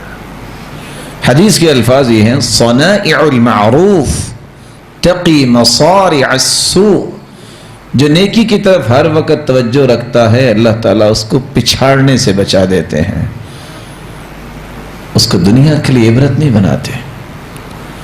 وصدقۃ السر تطفئ غضب الرب وصلۃ الرحم تزید فی العمر، جو شخص خفیہ صدقہ کرتا ہے رب کا غصہ بھی ٹھنڈا ہوتا ہے اور جو رشتہ داروں پہ خرچ کرتا ہے اللہ اس کی زندگی میں برکت پیدا کر دیتے ہیں۔ اور اس سے بڑی برکت کیا چاہیے؟ آج سچی بات ہے، گرمی کا موسم ہے، 1 گھنٹہ باہر دھوپ میں کھڑا نہیں کوئی بندہ ہو سکتا۔ کیا ہو سکتا ہے جی؟ اور ویسے بھی کمزور ہو گئے لوگ، پہلے آخر کھڑے ہوتے ہی تھے، لیکن وہ کیا ماحول ہوگا قیامت کا جس دن یہ پنکھا ونکھوں کا تو بات نہیں ہے، وہاں سورج کتنا دور ہوگا اور لوگ پسینے میں ڈبکیاں کھا رہے ہوں گے۔ وہاں ان 7 خوش نصیبوں میں سے ایک وہ خوش نصیب ہے، وَرَجُلٌ تَصَدَّقَ بِصَدَقَةٍ فَأَخْفَاهَا حَتَّى لَا تَعْلَمَ شِمَالُهُ مَا تُنْفِقُ يَمِينُهُ، جو خفیہ صدقہ کرتا ہے، دائیں ہاتھ سے صدقہ کرتا ہے، اس کے بائیں ہاتھ کو پتہ ہی نہیں چلتا۔ تو عرش کا سایہ نصیب ہوگا اس انسان کو جو شخص صدقہ کرتا ہے۔ 14ویں فضیلت، اللہ تعالیٰ نے جنت کے دروازے بنائے ہیں، جو نماز کا پابند ہے اس کو نماز کے دروازے سے بلایا جائے گا، اور ایک ایسا خوش نصیب بھی ہوگا جو صدقہ کرنے والا ہے کہ جس کو باب الصدقہ سے آواز دی جائے گی، آجو یہ دروازہ تمہارے لیے ہے، اس دروازے سے جنت آ جاؤ۔ اور صحیح بخاری کی روایت اگر پڑھ لی جائے تو ایمان تازہ ہو جاتا ہے۔ اللہ کے رسول بیٹھے بیٹھے کہتے صدقہ کرو، کوئی آ جاتا کوئی تو صحابہ اجازت لیتے، اللہ کے رسول اجازت ہے ذرا بازار چلے جائیں، بھلا کیا لینے؟ خرید و فروخت نہیں۔ كنا نتحامل على اظهرنا، وہاں مجلس سے اٹھ کے جا کے کلی بنتے، کچھ وزن بوجھ اٹھاتے، جو درم و دینار ملتا وہ لا کے صدقہ کر دیتے۔ تو رسول اللہ صلی اللہ علیہ وسلم نے فرمایا، یہ 14ویں فضیلت ہم بیان کر رہے ہیں کہ قیامت کے دن اللہ رب العزت اس کو باب الصدقہ سے بلائیں گے۔ ابن حجر اسقلانی صحیح بخاری کی شرح میں ایک روایت لائے ہیں، فرشتوں نے اللہ تعالیٰ سے پوچھا سب سے طاقتور چیز کون سی بنائی؟ اللہ نے فرمایا پتھر۔ کہا اس سے بھی کوئی طاقتور بنائی؟ کہا لوہا، لوہا پتھر کو کاٹ دیتا ہے۔ کہا اس سے بھی طاقتور کوئی چیز ہے؟ کہا آگ، آگ کے اندر لوہے کو رکھو پگھل جائے گا۔ کہا آگ سے بھی کوئی طاقتور چیز ہے؟ کہا پانی ہے، پانی ڈالو آگ میں تو آگ ختم ہو جائے گی۔ کہا اس سے بھی کوئی طاقتور چیز ہے؟ پانی سے بھی؟ کہا ہوا ہے، ہوا پانی کو اڑاتی ہے، بخارات بنتے ہیں، بادل بنتے ہیں، بارش ہوتی ہے۔ کہا اس سے بھی طاقتور کوئی چیز ہے؟ کہا اس سے طاقتور میرے بندے کا خفیہ صدقہ ہے۔ جب دنیا کی ساری طاقتیں ختم ہو جاتی ہیں وہاں پھر میرے بندے کے دیے ہوئے صدقے کی طاقت سامنے آتی ہے۔ اللہ رب العزت ہمیں یہ بات سمجھنے کی توفیق عطا فرمائے۔ بات آپ نے صدقے کی سنی، چونکہ ہم اس منہج کو دنیا کے سامنے رکھنا چاہتے ہیں، جمود والا نہیں، اسلام کا وہ منہج جو بہت خوبصورت ہے، جس میں زندگی کے سارے پہلو ہوتے ہیں۔ میرا مقصود صرف مال کا صدقہ نہیں ہے،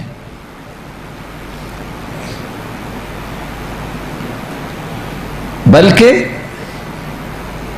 دیگر اشیاء کا بھی صدقہ ہونا چاہیے۔ کون سا صدقہ؟ غور کیجئے گا۔ آپ کچھ کہنا چاہ رہے ہیں محترم؟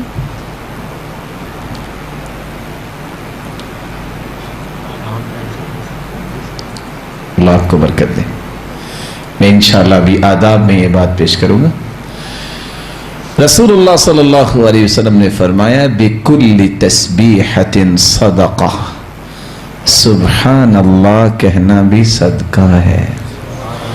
بِكُلِّ تَحْمِيدَةٍ صَدَقَةٍ، الحمدللہ کہنا بھی صدقہ ہے۔ بِكُلِّ تَكْبِيرَةٍ صَدَقَةٍ، اللہ اکبر کہنا بھی صدقہ ہے۔ بِكُلِّ تَحْلِيلَةٍ صَدَقَةٍ لا الہ الا اللہ کہنا بھی صدقہ ہے. وَأَمْرٌ بِالْمَعْرُوفِ صَدَقَةٍ نیکی کا حکم کرنا بھی صدقہ ہے. وَنَهْيٌ عَنِ الْمُنْكَرِ صَدَقَةٍ اور برائی سے منع کرنا بھی صدقہ ہے. وَفِي بُضْعِ أَحَدِكُمْ صَدَقَةٍ اپنی بیوی کے حقوق پورے کرنا بھی صدقہ ہے. وَاسْتَغْفَرَ اللَّهِ اور استغفر اللہ کہنا بھی صدقہ ہے. وَتَسْلِيمُهُ لِمَنْ لَقِيَ جس کو بھی ملو اس کو سلام کرنا بھی صدقہ ہے. تبسمک فی وجہ اخیک لک صدقہ اور کسی بھائی کو مسکرا کر ملنا بھی صدقہ ہے. یعزل الشوک عن الطریق والعظم والحجر راستے سے ہڈی پتھر کانٹا ان کو دور کر دینا یہ صدقہ ہے. تہدی الاعمى نابینے کو صحیح راستہ دکھانا بھی صدقہ ہے. تسمع الاصم والابکم حتى یفقہ گونگے اور بہرے کو راستہ بتا دینا یا اس کی رہنمائی کر دینا یہ بھی صدقہ ہے. تدل المستدل على حاجة له قد علمت مكانها نا واقف کو اس کی ضرورت پوری کر دینا واقفیت اور رہنمائی دے دینا صدقہ ہے. تسعى بشدة ساقيك إلى اللهفان المستغيث جو آپ کو مدد کریے پکار رہا ہے دوڑ کے اس کی طرف جانا یہ صدقہ ہے.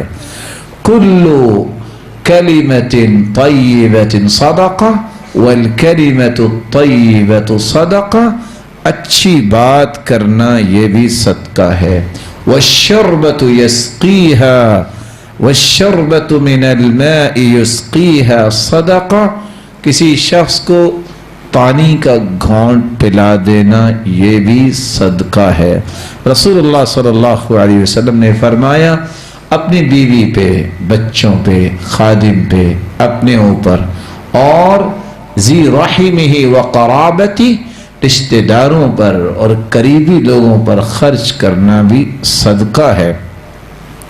رسول اللہ صلی اللہ علیہ وسلم نے فرمایا وَبَصَرُكَ لِلرَّدِيءِ الْبَصَرِ لَكَ صَدَقَةٌ جس کی نظر کمزور ہے اس کو اس کی مدد دے دینا کہ وہ اپنی مناسب جگہ پہ پہنچ جائے یہ صدقہ ہے. آپ نے فرمایا تعین الرجل علی دابتہ فیحمل علیہا کوئی شخص اکیلا کھڑا ہے اور کسی کے پاس سواری نہیں اس کو اپنی سواری پہ بٹھا لینا اور اس کو آج کل کے ماحول میں جس میں کہتے ہیں لفٹ دے دینا صدقہ ہے. تحمل علیہا متاعہ اگر اس کے پاس سامان زیادہ ہے اس کے سامان کو اٹھا کے اس کی سواری پہ رکھ دینا یہ صدقہ ہے. الضیافۃ ثلاثۃ ایام مہمان نوازی جو ہے وہ 3 دن ہوتی ہے. فما زاد فهو صدقہ اگر آپ کے پاس کچھ 4 دن رہے تو اس کو دھکا نہ دو جتنا بھی کچھ کھائے گا وہ صدقہ ہے. کل قرض صدقہ آپ جتنا بھی قرض لوگوں کو دیتے ہیں وہ صدقہ ہے. ومن انظر معسرا اور جو کسی قرض جس کو آپ دے چکے ہیں اس کو مہلت دیتے ہیں تو یہ بھی صدقہ ہے. کل خطوۃ یخطوها الی المسجد صدقہ ہر مسجد کی طرف اٹھنے والا قدم صدقہ ہے. رسول اکرم صلی اللہ علیہ وسلم نے فرمایا تعدل بین اثنین صدقہ 2 مسلمانوں کے درمیان عدل و انصاف کے ساتھ سلوک کروانا یہ صدقہ ہے. کف نفسک کفک عن شر الناس صدقہ آپ ایک تو یہ ہے کہ کسی کو دکھ دیں اگر آپ کچھ بھی نہیں کر سکتے تو اپنے آپ کو تکلیف دینے سے باز رکھو یہ بھی تمہارے لیے صدقہ ہے. رسول اکرم صلی اللہ علیہ وسلم نے فرمایا تہجد کی نیت سے سونے والے کے لیے وہ نیند بھی صدقہ ہے. ما من مسلم يزرع زرعا ولا يغرس غرسا فَيَأْكُلُ مِنْهُ طَيْرٌ أَوْ بَهِيمَةٌ أَوْ إِنسَانٌ إِلَّا كَانَتْ لَهُ بِهِ صَدَقَةٌ. آپ نے درخت لگایا، وہ پھلدار درخت تھا، آپ باغبانی کرتے ہیں، آپ تو سوئے ہوئے ہیں گھر میں، لیکن اگر کسی پرندے نے کچھ کھا لیا، کسی جانور نے ضرورت پوری کر لی، کسی انسان نے کچھ توڑ کے کھا لیا، یہ سارے کا سارا آپ کے نام اعمال میں صدقہ لکھا جائے گا. رسول اکرم صلی اللہ علیہ وسلم نے فرمایا، اور یہ بات غور سے سننے والی ہے. علبہ بن زید بن حارثہ رضی اللہ تعالی عنہ جب صدقے کے بارے میں ترغیب دلائی تو ان کے پاس کچھ نہیں تھا. کہتے ہیں اللہ کے رسول میں نے بھی صدقہ کرنا ہے لیکن مال نہیں ہے. اچھا پھر کہا میں ایک چیز صدقہ کرنے لگا ہوں. کون سی چیز؟ انی اتصدق بعرضی علی من نالہ. اور دوسری روایت میں آتا ہے کہ من قذفنی او شتمنی فہو فی حل.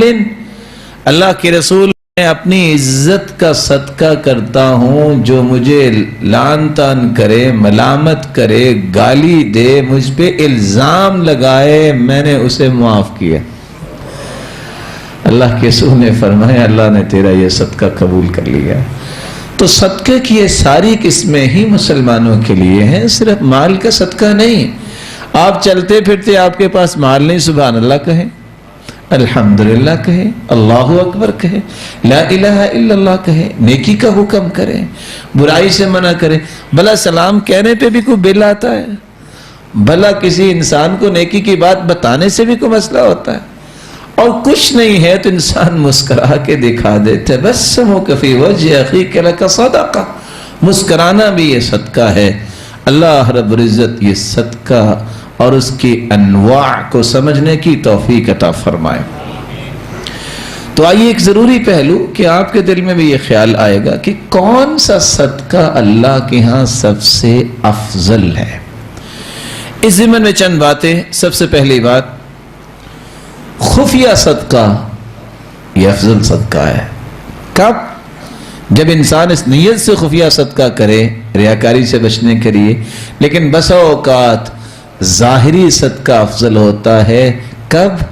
جب اس کے صدقے کی وجہ سے دوسرے لوگ بھی صدقے کے لیے تیار ہو جائیں.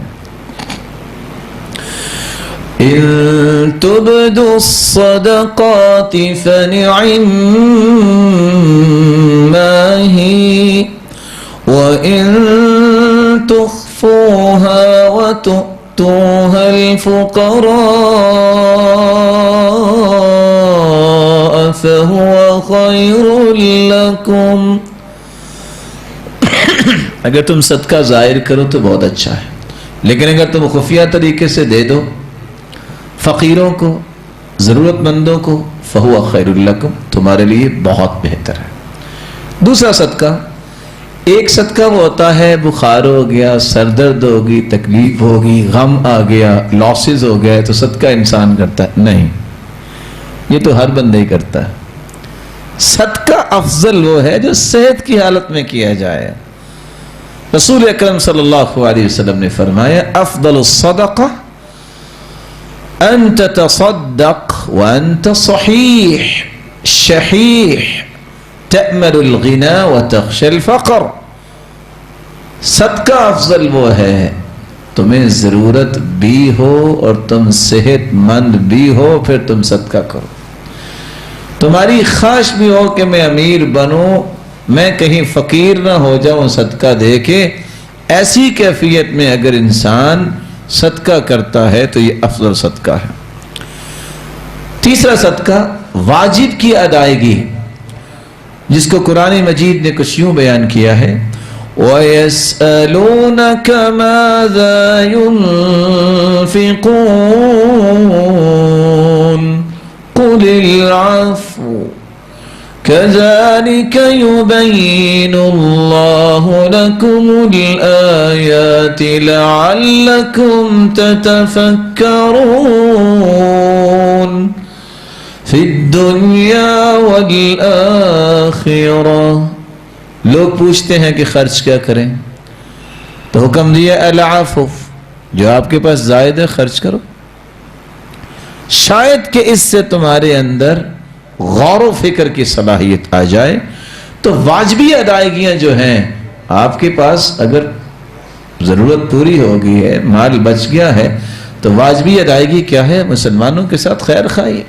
اپنے مال کی زکوٰۃ، اور اپنے مال کی زکوٰۃ کا سادہ سا مفہوم یہ ہے جس نے اپنے مال کے برتن کو دھونا ہے، صاف کرنا ہے، چمکانا ہے، اور اس میں اپنی مرضی سے ہی برتن کو بھرنا ہے، وہ زکوٰۃ دے دے اپنی مرضی سے. کیونکہ زکوٰۃ کا معنی یہ ہے کہ مال پاک ہوتا ہے اور مال میں برکت آتی ہے. اس لیے قرآن مجید نے جو لفظ بولے ہیں یہ میں نے اپنے پاس سے نہیں بولے، اپنی مرضی سے. فَأُولَئِكَ هُمُ الْمُضَّعِفُونَ وَمَا آتَيْتُم مِّن زَكَاةٍ تُرِيدُونَ وَجْهَ اللَّهِ فَأُولَئِكَ هُمُ الْمُضَّعِفُونَ. جو تم زکوٰۃ دیتے ہو، اللہ کی راہ میں دیتے ہو، لفظ قرآن نے کیا کہہ دیے؟ فَأُولَئِكَ هُمُ الْمُضْعِفُونَ. بڑھانے والے یہ خود ہیں. جتنا مال میں برکت چاہتے ہیں اتنا زیادہ خرچ کر لیں. اللہ نے مضعفون کی نسبت ہی ان کی طرف کر دی. اب یہ جتنا چاہتے ہیں مال پاک کرنا اور جتنی برکت چاہتے ہیں اتنا اپنے مال کو اللہ کی راہ میں پیش کر دے. چوتھا رستہ جس میں افضل صدقہ ہے، افضل الصدقۃ جہد المقل وابدأ بمن تعول. سب سے بہترین صدقہ جب آپ کے پاس بہت تھوڑا مال ہے پھر بھی آپ کہتے ہو نہیں اللہ دے گا، مجھے کچھ کرنا چاہیے. جب مال ہو تو پھر تو سارے ہی کرتے ہیں، لیکن مال تھوڑا ہے اس وقت انسان جب اللہ کی راہ میں پیش کرتا ہے تو یہ افضل صدقہ ہے. پانچواں صدقہ جو سب سے افضل صدقہ اللہ کے رسول نے کہا، اور یہ تو میرا خیال ہے ساری دنیا ہی کر رہی ہے، حدیث صحیح مسلم کی ہے، 4 دیناروں کا تذکرہ کیا. دینار انفقته فی رقبہ ودینار تصدقت به على مسكين ودينار تصدقت به على مسكين ودينار أنفقته في رقبة ودينار أنفقته على أهلك. ایک وہ دینار جو آپ نے اللہ کی راہ میں دیا، دوسرا وہ دینار جو آپ نے کسی کی گردن آزاد کرنے کے لیے دیا، تیسرا وہ دینار جو آپ نے اللہ کی راہ میں دیا، مسکین گردن آزاد کرنا اللہ کی راہ میں، اور چوتھا دینار جو تم نے اپنی بیوی کی جائز ضرورتوں کو پورا کرنے کے لیے دیا. اب کسی کی گردن آزاد کرنا چھوٹا کام تو نہیں، اللہ کی راہ میں دینا چھوٹا کام تو نہیں، اور مسکین کو دینا کوئی چھوٹا کام تو نہیں ہے. لیکن فرمایا اعظم اجرا الذي انفقته على اهلك، اجر کے اعتبار سے سب سے قیمتی اور عظیم دینار وہ ہے جو تم نے اپنی بیوی پہ خرچ کیا. لیکن کاش صحیح مسلم کی روایت کسی کی سمجھ میں آ جائے تو آج بہت ساری طلاقیں رک سکتی ہیں جن کا سبب پتہ چلتا ہے خرچ نہیں پورا دیتا. اور مال ہے کہ نہیں ہے؟ مال بہت زیادہ ہے، دیتا کیوں نہیں؟ کہتا ختم ہو جائے گا. تو بندے نے بھی ختم ہو جانا ہے. اور بعض بندے ایسے ہوتے ہیں یا اللہ ایسا مال ہمیں نہ دینا، وہ بیچارے اپنی جان پہ بھی خرچ نہیں کرتے، ان کی زندگی نہیں ہے تو شرمندگی میں زندگی گزار رہے ہیں. یعنی اس سے بڑا بھی کوئی بد نصیب ہے جس کو اللہ نے نعمت دی ہے اور وہ اپنے اوپر بھی خرچ نہیں کرتا. یہ 4 دن کی زندگی ہے، اس کو خوبصورت بناؤ. ان اللہ یحب ان یری اثر نعمته علی عبده. اللہ تعالیٰ کو یہ بات بہت پسند لگتی ہے کہ جو اس نے نعمت دی ہے اس کا بندہ اس کا اظہار کرے. یہ تقوی نہیں ہے، کہ آپ اللہ کی راہ میں بھی نہ دیں، غریبوں مسکینوں کو بھی نہ دیں، اور اپنے اوپر بھی خرچ نہ کریں اور سنبھال کے رکھ چھوڑیں۔ تقوی اگر اختیار کرنا اس کا بھی راستہ ہے، دیں اللہ کی راہ میں، پھر پھٹے پرانے لباس پہننے میں سمجھ آئے گی کہ تقوی ہے۔ اور اگر آپ ناجائز تقوی کی چادر پہنے جو بناوٹی تقوی ہے، اس تقوی کو اللہ نے قرآن میں اور اللہ کے رسول نے حدیث میں بیان نہیں کیا۔ تقوی دل کا ہوتا ہے۔ اچھا لباس پہننا، اچھا جوتا پہننا یہ فخر نہیں ہے۔ جب اللہ کے رسول صلی اللہ علیہ وسلم نے فرمایا کہ لا يدخل الجنة من كان في قلبه مثقال ذرة من کبر، رائی کے دانے کے برابر بھی جس کے دل میں تکبر ہوگا وہ جنت نہیں جائے گا۔ صحابی نے فٹ سوال کر دیا، یا رسول اللہ صلی اللہ علیہ وسلم، ہر بندہ یہ چاہتا اچھا لباس پہنے، جوتا پہنے، فرمایا یہ تکبر نہیں۔ ان اللہ جمیل یحب الجمال، اللہ جمیل ہے اور جمال کو پسند کرتے ہیں۔ الکبر بطر الحق وغمط الناس، اصل تکبر یہ ہے تم حق بات کو ٹھکرا دو اور لوگوں کو اپنے سے کمتر اور حقیر سمجھو، یہ تکبر ہے۔ اس لیے رسول اللہ صلی اللہ علیہ وسلم نے چھٹی جگہ جو بیان کی ہے جو افضل صدقہ ہے، قریبی رشتہ داروں پہ صدقہ، صدقۃ ذی الرحم علی ذی الرحم صدقہ وصلہ۔ کوئی شخص اپنے رشتہ داروں پہ اگر خرچ کرتا ہے تو اس کا ڈبل اجر ہے، کس انداز سے صلہ رحمی بھی ہوگی اور صدقہ بھی ہوگی۔ اس لیے رسول اللہ صلی اللہ علیہ وسلم نے ساتواں ایک طریقہ بھی بیان کیا ہے، اور وہ یہ ہے دوست احباب پہ خرچ کرنا۔ ثوبان رضی اللہ تعالی عنہ روایت کرتے ہیں، اور روایت کے شروع میں الفاظ ہیں افضل الدنانیر، سب سے افضل دینار وہ ہیں، دینار ينفق الرجل علی عیالی، جو شخص اپنے گھر والی پہ خرچ کرتا ہے، ودینار ينفق الرجل علی دابته فی سبیل اللہ، اور جو اللہ کی راہ میں اپنی سواری پہ خرچ کرتا ہے، ودینار ينفق الرجل علی اصحابہ فی سبیل اللہ، اور تیسرا دینار جو اپنے ساتھیوں پہ خرچ کرتا ہے اور وہ اللہ کی راہ میں نکلا ہوا ہے۔ تو رسول اللہ صلی اللہ علیہ وسلم نے دوست احباب پہ جب اللہ کی راہ میں انسان نکلتا ہے پھر بخل نہیں کرنا چاہیے۔ اور یہاں جب بھی بندہ کو نکلتا ہے لڑائی ہو جاتی ہے، اور بعض لڑائیاں اتنی وہ بچگنا یاد کروا دیتی ہیں۔ وہ بچے چھوٹے چھوٹے ہوتے تھے نا، اوے میں نے تمہیں سموسا کھلایا تھا، کہتا تو میں نے بھی تمہیں پکوڑے کھلائے تھے نا، وہ اس بات پہ جھگڑ رہے ہوتے ہیں۔ 10 روپے اور 20 میں کہتا ہوں 100 روپے پہ لڑائی ہو جاتی ہے، 100 روپے کی کیا قیمت ہے؟ ایک مسلمان تمہارا بھائی ہے، اللہ تعالیٰ نے تمہیں کتنا اچھا بھائی دیا ہے، اور لڑائی سے 100 روپے پہ۔ بخل جو ہے وَأَيُّ دَاءٍ أَدْوَى مِنَ الْبُخْلِ، سب سے بڑی بیماری جو دنیا میں آئی ہے بخل کی بیماری۔ 8واں وہ مال جو افضل صدقہ بن سکتا ہے، افضل الصدقات غل فسطاط فی سبیل اللہ، اللہ کی راہ میں خیمہ لگانا، اس پہ جو خرچ آئے گا افضل صدقہ ہوگا۔ او منحت خادم فی سبیل اللہ، جو اللہ کی راہ میں چلتا ہے اس کو خادم دے دینا کہ یہ آپ کی خدمت کرے گا، یہ بہت بڑا صدقہ ہے، افضل صدقہ ہے۔ او طروقۃ فحل فی سبیل اللہ، اللہ کی راہ میں ایک جانور آپ نے وقف ہی کر دیا ہے، ٹھیک ہے جی یہ اللہ کی راہ کا استعمال ہوگا۔ اس وقت جانور تھے، اور آج جانوروں کی جگہ کون سی چیزیں کام دے رہی ہے؟ گاڑی ہے۔ کبھی آپ نے سنا ہے کسی جگہ کسی نے سائیکل کسی کو لے کے دیا ہو؟ بولے سنا کبھی؟ وہ دیکھیں ترکیہ کے صدر نے بچوں کو کیسے نمازی بنایا کہ جو صبح کی نماز 40 دن جو ہے وہ تکبیر اولیٰ کے ساتھ پڑھے گا، سائیکل انعام دیے۔ یہ سوچ ہے اصل میں، یہ ایک ویژن ہے، جس میں ویژن کی کلیئرٹی ہو نا تو وہ اس طرح کے پہلو اختیار کرتا ہے۔ لیکن آج ہم نے ان باتوں کو چھوڑ دیا۔ وہ اللہ تعالیٰ غریق رحمت فرمائے، آج تو حالت وہ ہو گئی۔ وہ ایک نیک بزرگ تھے، وہ کہا کرتے تھے آج جس نے نمازی بن گیا اور داڑھی رکھ لی تو لوگوں کا پتہ کیا ظن ہوتا ہے؟ نا اس کو پوری زندگی سائیکل نصیب نہیں ہونا چاہیے، یہ پیدل ہی چلے بس۔ یہ گاڑیاں جو ہے نا یہ تو ان لوگوں کے لیے جو افسر ہوتے ہیں، بھلا نمازی پرہیزگار سے بڑا بھی کوئی افسر ہے؟ وہ اتفاق سے ایک شخص، اس کا اپنا خیال تھا، اچانک ایک مہمان آیا محترم، کہتا یہ 19ویں گریڈ کا بندہ ہے، اب پتہ تو تھا کہ 19ویں گریڈ کس کو کہتے ہیں.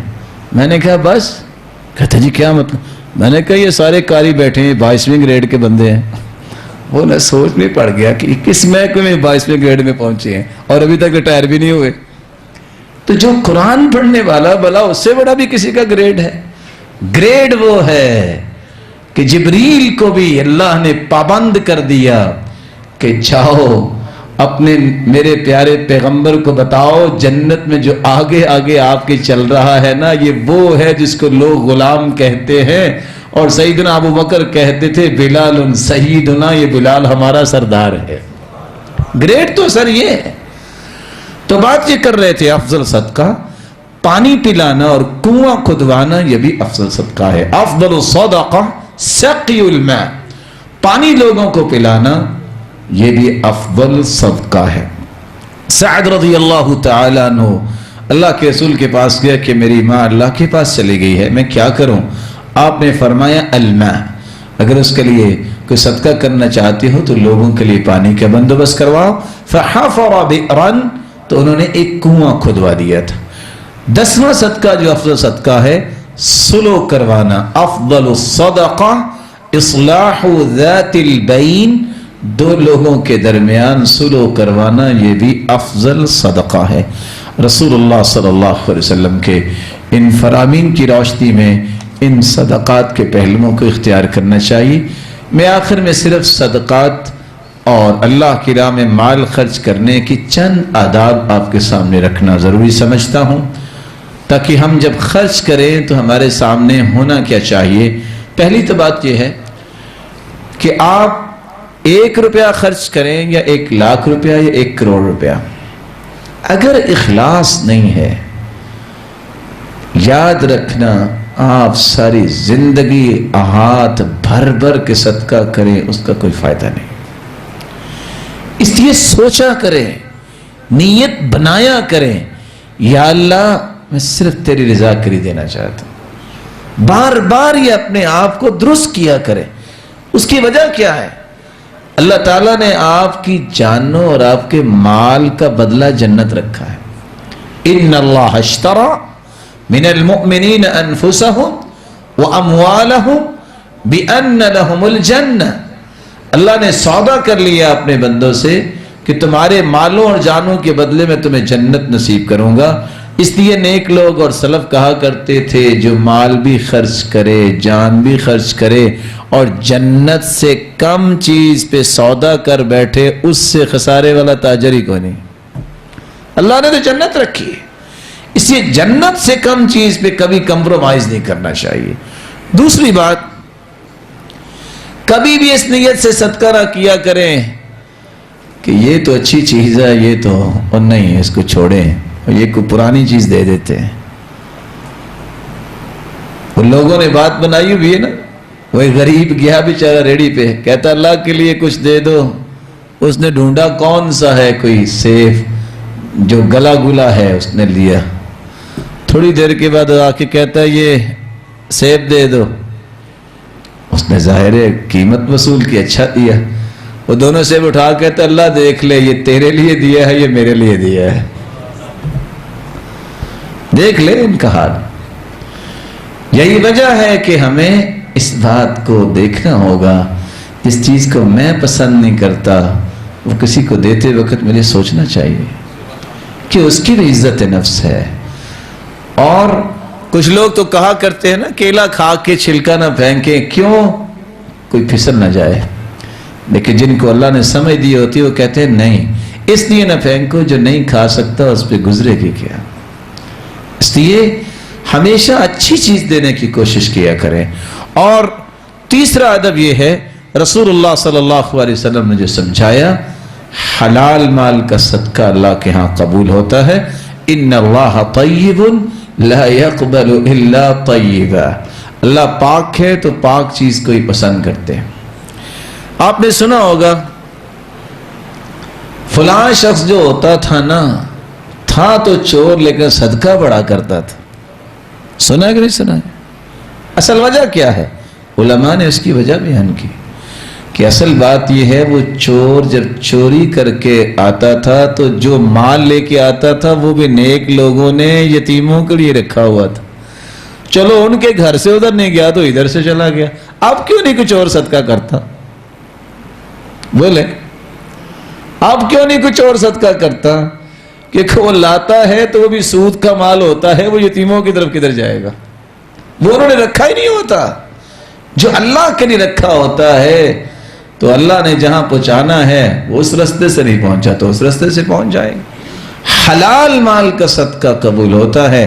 رسول اللہ صلی اللہ علیہ وسلم نے فرمایا کہ جو شخص وضو نہیں کرتا اس کی نماز نہیں ہوتی. اسی طرح وَلَا صَدَقَةٌ مِّنْ غُلُولٍ, غلول کا جو صدقہ ہے, دھوکے اور فراڈ سے حاصل کیا گیا مال, ایسے مال کا صدقہ قبول نہیں ہوتا. وہ ایک قصہ بیان کیا جاتا ہے کہ ایک شخص نے ایک سیب چوری کیا اور وہ صدقہ بھی کر دیا. اس سے پوچھا یہ کیا کیا تم؟ کہتے ہیں 9 سیبوں کی نیکی لی اور کیا کیا؟ 9 سیبوں کی نیکی لی. وہ کیسے؟ کہا جب سیب چوری کیا تو ایک چوری میرے کھاتے میں لکھی گئی, میں نے ایک سیب صدقہ کیا تو 10 سیبوں کا اجر, والحسنۃ بعشر امثالھا, ایک ایک سے کٹ گیا, باقی 9 سیب بچے. کیا حسابی ہے جی؟ تو کہنے والے نے کہا جو سیب چوری کیا تھا وہ تو چوری لکھی گئی, جو صدقہ کیا وہ قبول نہیں ہوا, صرف چوری ہی کھاتے میں رہ گئی ہے. یہ چلاکیاں جو ہے نا کیلکولیٹر کی دنیا میں چلتی ہیں, اللہ کے ہاں نہیں چلتی. یہ جو جمع تفریق کے جادوگر ہوتے ہیں ہمیشہ ایسے ہی نقصان اٹھاتے ہیں. تو حلال مال سے صدقہ دینا چاہیے. پھر اس میں چوتھی بات سبقت لے جانے کی خواہش ہر وقت ہونی چاہیے. ہمارا یہ ذہن ہوتا ہے نہیں فلاں بولے گا نا تو پھر میں بولوں گا, جبکہ صحابہ یہ کہتے تھے کہ میرا اس نیکی میں سبقت لے جانا ہی میری فضیلت ہے. عمر رضی اللہ تعالی عنہ نے فرمایا کہ اللہ کے رسول نے جب صدقے کا حکم دیا تو میں نے کہا الیوم اسبق ابا بکر, آج میں سبقت لے جاؤں گا ابو بکر سے. ان سبقتہ یوما, اگر میں سبقت لے سکتا ہوں. سارے گھر کا آدھا مال لا کے پیش کر دیا. جب سیدنا ابو بکر تشریف لائے تو پوچھا ما ابقیت لأہلک, ابو بکر گھر کیا چھوڑ کے آئے ہو؟ فقال ابقیت لہم اللہ ورسولہ, میں گھر میں یا اللہ کی محبت چھوڑ کے آیا ہوں یا اس کے رسول کی محبت چھوڑ کے آیا ہوں. تو عمر کہتے ہیں قلت لا اسبقہ الی شیء ابدا, میں ابو بکر سے پوری زندگی سبقت نہیں لے جا سکتا. پانچواں جو ادب ہے کہ موت سے پہلے پہلے اور بیماری سے پہلے پہلے صدقہ کرے. بیمار جب بندہ ہو جائے تو پھر تو سارے صدقہ کرتے ہیں, فوت ہو جائے تو اولاد کا بھی اس وقت لوہا گرم ہوتا ہے, چلو جی چھوڑیں یہ میرے ابا جان کی طرف سے دے دیں, اس وقت تو سارے تیار ہوتے ہیں. اور یہ بھی بتانا بس اوقات مقصود ہوتا ہے کہ دیکھو جی انہوں نے باپ کے لیے یہ کام کر دیا. صحت کی حالت میں بیماری سے پہلے, موت سے پہلے صدقہ کیا جائے, یہ ادب ہے. اور بہت ضروری ادب جو چھٹا ادب ہے, کبھی بھی صدقہ کر کے خاموش نہ رہا کریں, اس کی قبولیت کی خود بھی دعا کیا کریں. اور کبھی اس آیت کو اکیلے بیٹھ کے پڑھیے گا کہ یہ آیت کس ہستی کے بارے میں بات کر رہی ہے؟ ابراہیم علیہ السلام اور اسماعیل علیہ السلام, اتنے برگزیدہ پیغمبر. وَإِذْ يَرْفَعُ إِبْرَاهِيمُ الْقَوَاعِدَ مِنَ الْبَيْتِ وَإِسْمَاعِيلُ رَبَّنَا تَقَبَّلْ مِنَّا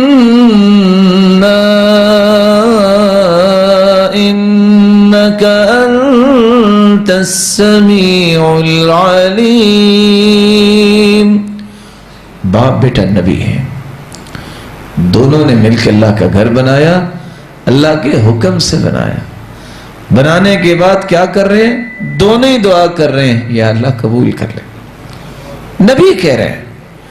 تو اس لیے کوئی نیکی جب انسان کرتا ہے, جب صدقہ کرتا ہے تو میرے بھائی اس کی قبولیت کے لیے دعا کیا کریں. جس طرح سلف صالحین 6 مہینے رمضان مانگتے مانگتے روتے روتے گزار دیتے, اور 6 مہینے جب رمضان گزر جاتا تو پھر اس کی قبولیت کے لیے دعائیں کرتے کرتے گزار دیتے۔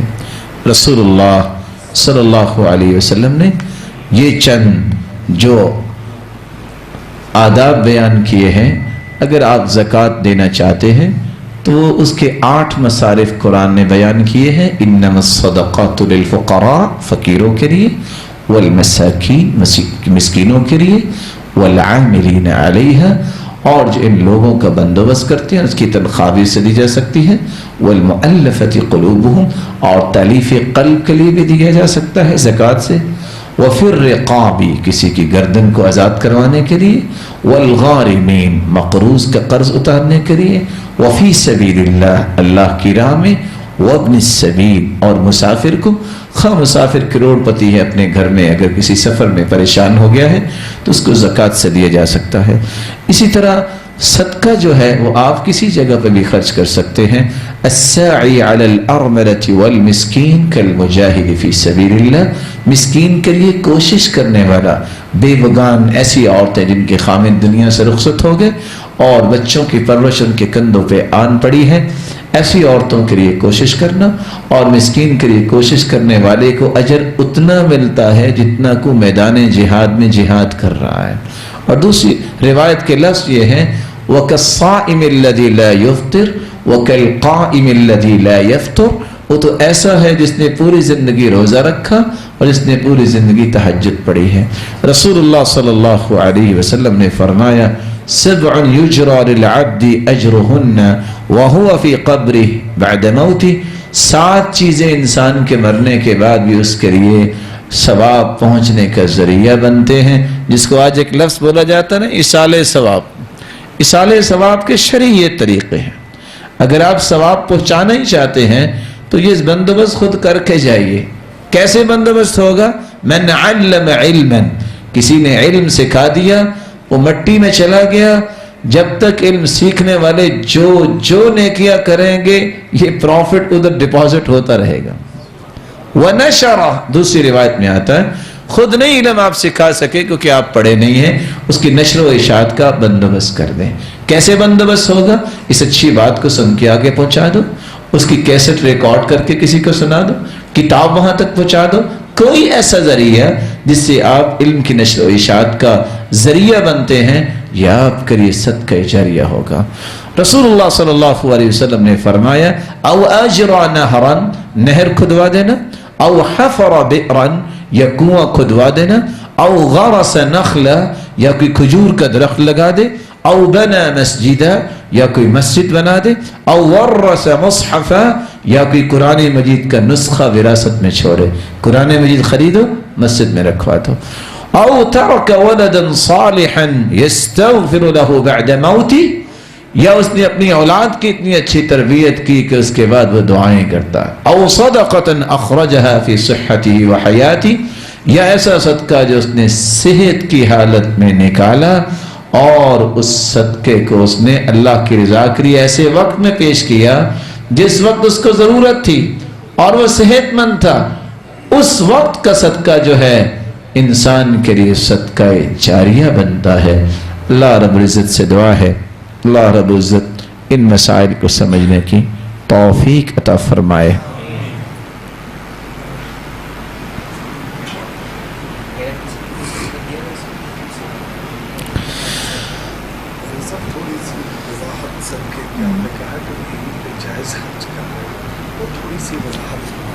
یہ بھائی نے بہت اچھا سوال کیا، اللہ تعالیٰ ان کو سلامت رکھے کہ بیوی پہ خرچ کرنا صدقہ کیسا ہے۔ یہاں بات کو میں تھوڑا سا وضاحت دینا چاہوں گا۔ زکوٰۃ انسان اپنی بیوی کو نہیں دے سکتا، بیوی اپنے خامن کو زکوٰۃ دے سکتی ہے۔ انسان اپنے باپ اور ماں کو، دادا اور دادی اور نانا اور نانی، بیٹا اور بیٹی، اپنے پوتا اور پوتی اور نواسا اور نواسی کو زکوٰۃ نہیں دے سکتا۔ اصول اور فروع زکوٰۃ اس کو نہیں رکھ سکتے۔ آپ نیکی کی غرض سے خیر سگالی کے طور پہ آپ ویسے مال خرچ کر سکتے ہیں۔ اسی طرح جو غنی ہوتا ہے اس کو زکوٰۃ نہیں لگتی۔ حدیث میں آتا ہے لا زکات لغنی ولا لقوی، ایسا گبرو جوان جو کام کر سکتا ہے اس پہ زکات نہیں لگتی۔ رسول اکرم صلی اللہ علیہ وسلم کے پاس ایک شخص آیا اور اس نے کہا کہ مجھے زکات دو۔ آپ نے اس کے سر سے پاؤں تک نظر دوڑائی، کہا کہ تیرے لیے زکات لینا جائز نہیں ہے۔ اب سوال بھی ہے کہ اس وقت بازاروں میں اور روڈ پہ ایسے لوگ ہوتے ہیں، کیا ان کو زکات یا صدقہ دینا چاہیے؟ اس سوال کا جواب تو میرا خیال ہے آپ بہتر دے سکتے ہیں۔ کبھی آپ نے دیکھا ہے کہ جو مانگنے والے ہوتے ہیں ان کی شادیاں دیکھی؟ آپ میں سے کوئی ایسا میرا بھائی ہے کہ جس کی بارات ہیلی کاپٹر پہ گئی ہو؟ بولے۔ ایسے لوگ بھی موجود ہیں جو روڈ پہ نظر آتے ہیں، جب ان کی شادی ہوئی تو انہوں نے بارات ہیلی کاپٹر پہ لے کے گئے۔ آپ سوچ سکتے ہیں؟ لیکن میری بات کو سمجھیے، آپ ان لوگوں کے ساتھ برا سلوک نہ کریں۔ بس کیا کریں؟ اگر آئیں تو ان کو دعا دے دیں، سمجھا دیں۔ میں یہ کیوں کہہ رہا ہوں فَأَمَّا السَّائِلَ فَلَا تَنْهَرْ، سوالی کو ڈانٹیے نہیں، ہے تو دے دیں۔ اگر آپ دیکھتے ہیں کہ یہ اس کے پروفیشنل بننے میں اور قوت دے گا، میرا مال اس کو برائی پہ لگائے گا، تو آپ نہ دیں، لیکن اس کے ساتھ بدتمیزی نہ کیجیے، ڈانٹیے نہیں۔ آپ صرف سمجھا دیں کہ آپ کوئی کام کریں، اللہ آپ کو برکت دے گا، اگر آپ چاہتے ہیں تو میں بھی آپ کی ہیلپ کروں گا، لیکن اس کو غلط کام پہ مدد مت دیں۔ لیکن جہاں مدد نہیں دینی وہاں آپ اپنے اخلاق کو مت گرائیے۔ یہ دونوں باتیں آپ کو ہمیشہ یاد رکھنی چاہیے، اور بہت اچھا ہو کہ اگر آپ اکیلے اس کو کسی طریقے سے سمجھا سکیں۔ اور میں ایسے لوگوں کو جانتا ہوں، اللہ تعالیٰ ان کو کروڑہ برکتیں دیں۔ یقین مانیے بعض لوگوں کو اللہ نے اتنی توفیق دی ہوتی ہے، ان کے کسی بھی عمل پہ اتنی خوشی ہوتی ہے کہ میں آپ کو بتا نہیں سکتا۔ اب اس کے پاس ایک شخص چلا گیا کہ میری یہ ضرورت ہے، اس نے کہا اچھا ایسا کرو، تیری ساری میں ضرورت پوری کرتا ہوں، وعدہ کرو آئندہ سے مانگوں گا نہیں۔ کتنے پیسے چاہیے؟ اس نے بھی کہہ دیا 60,000۔ اس نے کہا یہ لو، لیکن آئندہ سے مجھے تم نظر نہ ہو مانگنا، تمہیں جب ضرورت ہوگی میں پوری کروں گا۔ یعنی اس شخص کا ایمان دیکھیے کہ اس نے برائی کا دروازہ بھی بند کرنا چاہا اور مسلمان کی ضرورت بھی پوری کر دی۔ تو بہت سارے ایسے لوگ تاجر موجود ہیں کہ جن کو دیکھ کے یاد آتا ہے کہ اللہ نے ان کو بہت توفیق سے نوازا ہے۔ یہ واقعی اللہ کے رسول کا جو فرمان ہے، جو سچے تاجر ہے قیامت کو نور کے ممبروں پر ہوں گے، ایسے لوگ زندہ ہیں۔ لیکن برائی کو ختم کرنا حکمت اور بصیرت سے، یہ بھی ایک کمال ہے۔ لڑائی کر کے برائی کو ختم نہیں کرتے، برائی کو ختم کرنے کے لیے حکمت جو ہے اور بصیرت اس کو استعمال کرنا چاہیے۔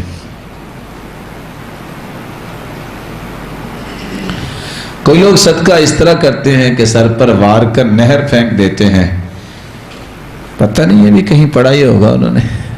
اللہ کے رسول صلی اللہ علیہ وسلم کے صحابہ نے تو ایسا کام نہیں کیا اور نہ ہی اس کا حکم آیا۔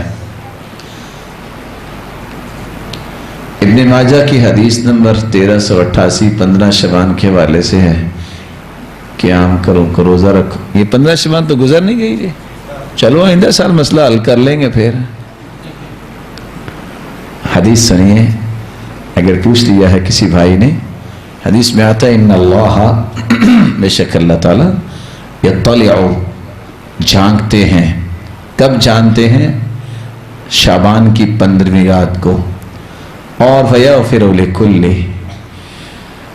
رجل، ہر شخص کو اللہ معاف کر دیتے ہیں سوائے 2 لوگوں کے، الا لمشرک او مشاح، ایک مشرک کو اللہ معاف نہیں کرتے اور ایک کینہ پرور کو اللہ معاف نہیں کرتے۔ بات سمجھیں آپ؟ یہ حدیث ہے جو ابن ماجہ کی، اس کو بعض نے صحیح کہا ہے، اور حقیقت میں یہ 3 علتوں کی وجہ سے حدیث ضعیف ہے۔ لیکن سادہ سی حدیث، ترجمہ بھی آپ کے سامنے ہے۔ اس حدیث میں کوئی ترجمہ آپ نے سنا ہے کہ روزہ بھی رکھو اور رات ساری جاگتے رہو؟ بولے یہی کہا ہے نا کہ اللہ تعالیٰ معاف کرتے ہیں۔ اگر اللہ معاف کر دے آپ کو اعتراض کیا ہے؟ کوئی ہے اعتراض آپ کو؟ یعنی اس حدیث سے کہاں یہ نکلتا ہے کہ ساری رات آپ جاگیں اور عبادت اس کے لیے خاص کریں، روزہ رکھیں؟ کو نکلتا ہے؟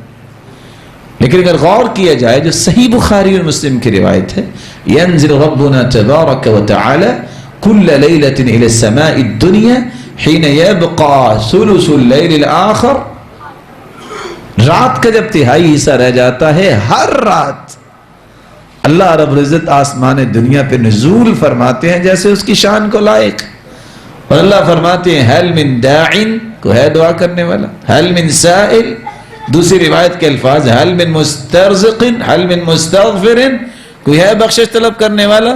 اللہ تو ہر روز ایسا کرتے ہیں۔ رات کیا حدیث کہتی ہے ابو موسیٰ اشعری رضی اللہ تعالیٰ عنہ کی، ان اللہ یبسط یدہ بالنہار لیتوب مسیء اللیل ویبسط یدہ باللیل یتوب مسیء النہار۔ اللہ دن کو ہاتھ پھیلاتے ہیں، کو ہے رات کے اندھیرے سے دھوکہ کھا گیا، گناہ کر بیٹھا، مجھ سے معافی مانگ لی، میں معاف کرتا ہوں۔ کوئی ہے جس نے دن کو گناہ کیا، رات کو ہاتھ پھیلاتے ہیں، میں اس کو معاف کر دوں۔ تو اگر اللہ رب العزت ہر رات ہی آواز دیتے ہیں، پکارتے ہیں اپنے بندوں سے، ہر رات ہی معاف کرتے ہیں، اور اس وقت تک یہ سلسلہ رہتا ہے جب تک فجر طلوع نہیں ہو جاتی، یہ آخری پہر جو رات کا ہر روز ایسا ہوتا ہے، تو پھر اس رات کا امتیاز کیا ہوا؟ آپ سمجھ رہے ہیں؟ کچھ لاجک بھی ہونا چاہیے نا۔ اور اگر اس روایت کو جس نے صحیح کہا ہے مان بھی لیا جائے تو اس سے کہاں ثابت ہوتا ہے کہ اس کی کوئی الگ سے عبادت ہے اور اس دن روزہ رکھنا چاہیے؟ کہاں لکھا ہے؟ حدیث کو اس کے سیاق میں سمجھنا چاہیے اور کسی بھی فتنے کا شکار نہیں ہونا چاہیے۔ لڑکیوں کی وراثت کے بارے میں کیا حکم ہے؟ وہی حکم ہے جو لڑکوں کی وراثت کے بارے میں ہے۔ وراثت تو اللہ تعالیٰ کا قانون ہے، جو لڑکوں کے لیے قرآن ہے وہ لڑکیوں کے لیے بھی قرآن ہے۔ یوصیکم اللہ فی اولادکم للذکر مثل حظ الانثیین، قرآن ایک ہی ہے، لڑکیوں کے لیے بھی اور لڑکوں کے لیے بھی۔ ایک حصہ اگر عورت کا ہے تو 2 حصے مرد کے ہیں، اور جو کہتا ہے کہ میں نے معاف کر دیا، میں نے تو لینا نہیں، اس کو اللہ سے ڈرنا چاہیے۔ اللہ کا حکم ہے لو بعد میں صدقہ کر دو، اپنی اولاد کو کیوں محروم کر رہے ہو؟ اس لیے فرمایا صدقہ اس وقت کرو، یہ نہ ہو کہ سارا صدقہ کر دو وعالۃ یتکففون الناس، کہ تمہارے بچے پھر لوگوں کے سامنے ہاتھ پھیلاتے رہیں۔ تو اس لیے اتنا سخی سرور بننے کی بجائے اللہ کے فیصلوں پہ پابند رہنا چاہیے انسان کو۔ گھر بنا کر بیچنے کا کاروبار ہے، اس پر زکوٰۃ دینی ہوگی، کیا خیال ہے جی آپ کا؟ گھر بنا کر بیچنا کاروبار نہیں تو اس پہ زکوٰۃ نہیں دینی چاہیے؟ سارے مفتی کہہ رہے ہیں دینی چاہیے، میں اگر نہ بھی کہوں تو خیر۔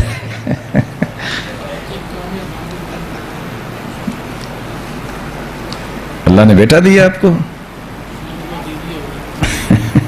کہتے ہیں بچے کے کان میں اذان دینی چاہیے کہ نہیں، لیکن بچہ کافی بڑا ہو گیا ہے، دوبارہ تو نہیں دینی۔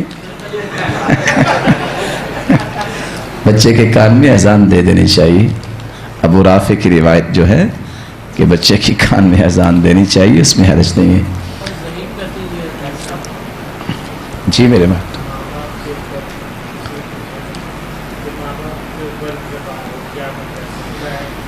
ماں باپ کے اوپر زکوٰۃ نہیں دینی چاہیے۔ ماں باپ سے بڑھ کے نعمت کیا ہے؟ انت ومالک لابیک، تم بھی اور تیرا مال بھی تمہارے باپ کا ہے۔ کیا زکوٰۃ کے لیے صرف ماں باپ ہی نظر آئے ہیں؟ اس لیے ماں باپ پہ زکوٰۃ نہیں لگتی، آپ کی ہر چیز ہی ماں باپ کی ہے، یہ بات سمجھیے۔ ہم زکوٰۃ دینے کے لیے ڈھونڈتے ہیں بہانے، اور میں تو حیران ہوں کہ 3 بہانے ایسے کمال کے لوگوں نے بنا لیے ہیں۔ سوال پوچھیں گے ویسے اس کا ہے تو کوئی نہیں، تو میں اس کو زکوٰۃ دے ہی سکتا ہوں نا۔ اس کا مطلب ہے کہ زکوٰۃ تو آپ کی بنتی ہے نا، آپ کے پاس مال اتنا ہے تو زکوٰۃ نکلتی ہے نا۔ تو کیا آپ نے جو شریعت نے کہہ دیا ہے کہ بیٹے بیٹی کو ماں باپ کو زکوٰۃ نہیں دینی، یہ توڑ کے آپ زکوٰۃ کو دینا چاہتے ہیں؟ ان کو ویسے مال دے دیں۔ دوسرا کیا ہوگا؟ ویسے جی مولانا وہ میں نے نا 36 لاکھ پھنسا ہوا تھا، میں ویسے زکوٰۃ کی مد میں کاٹ سکتا ہوں نا۔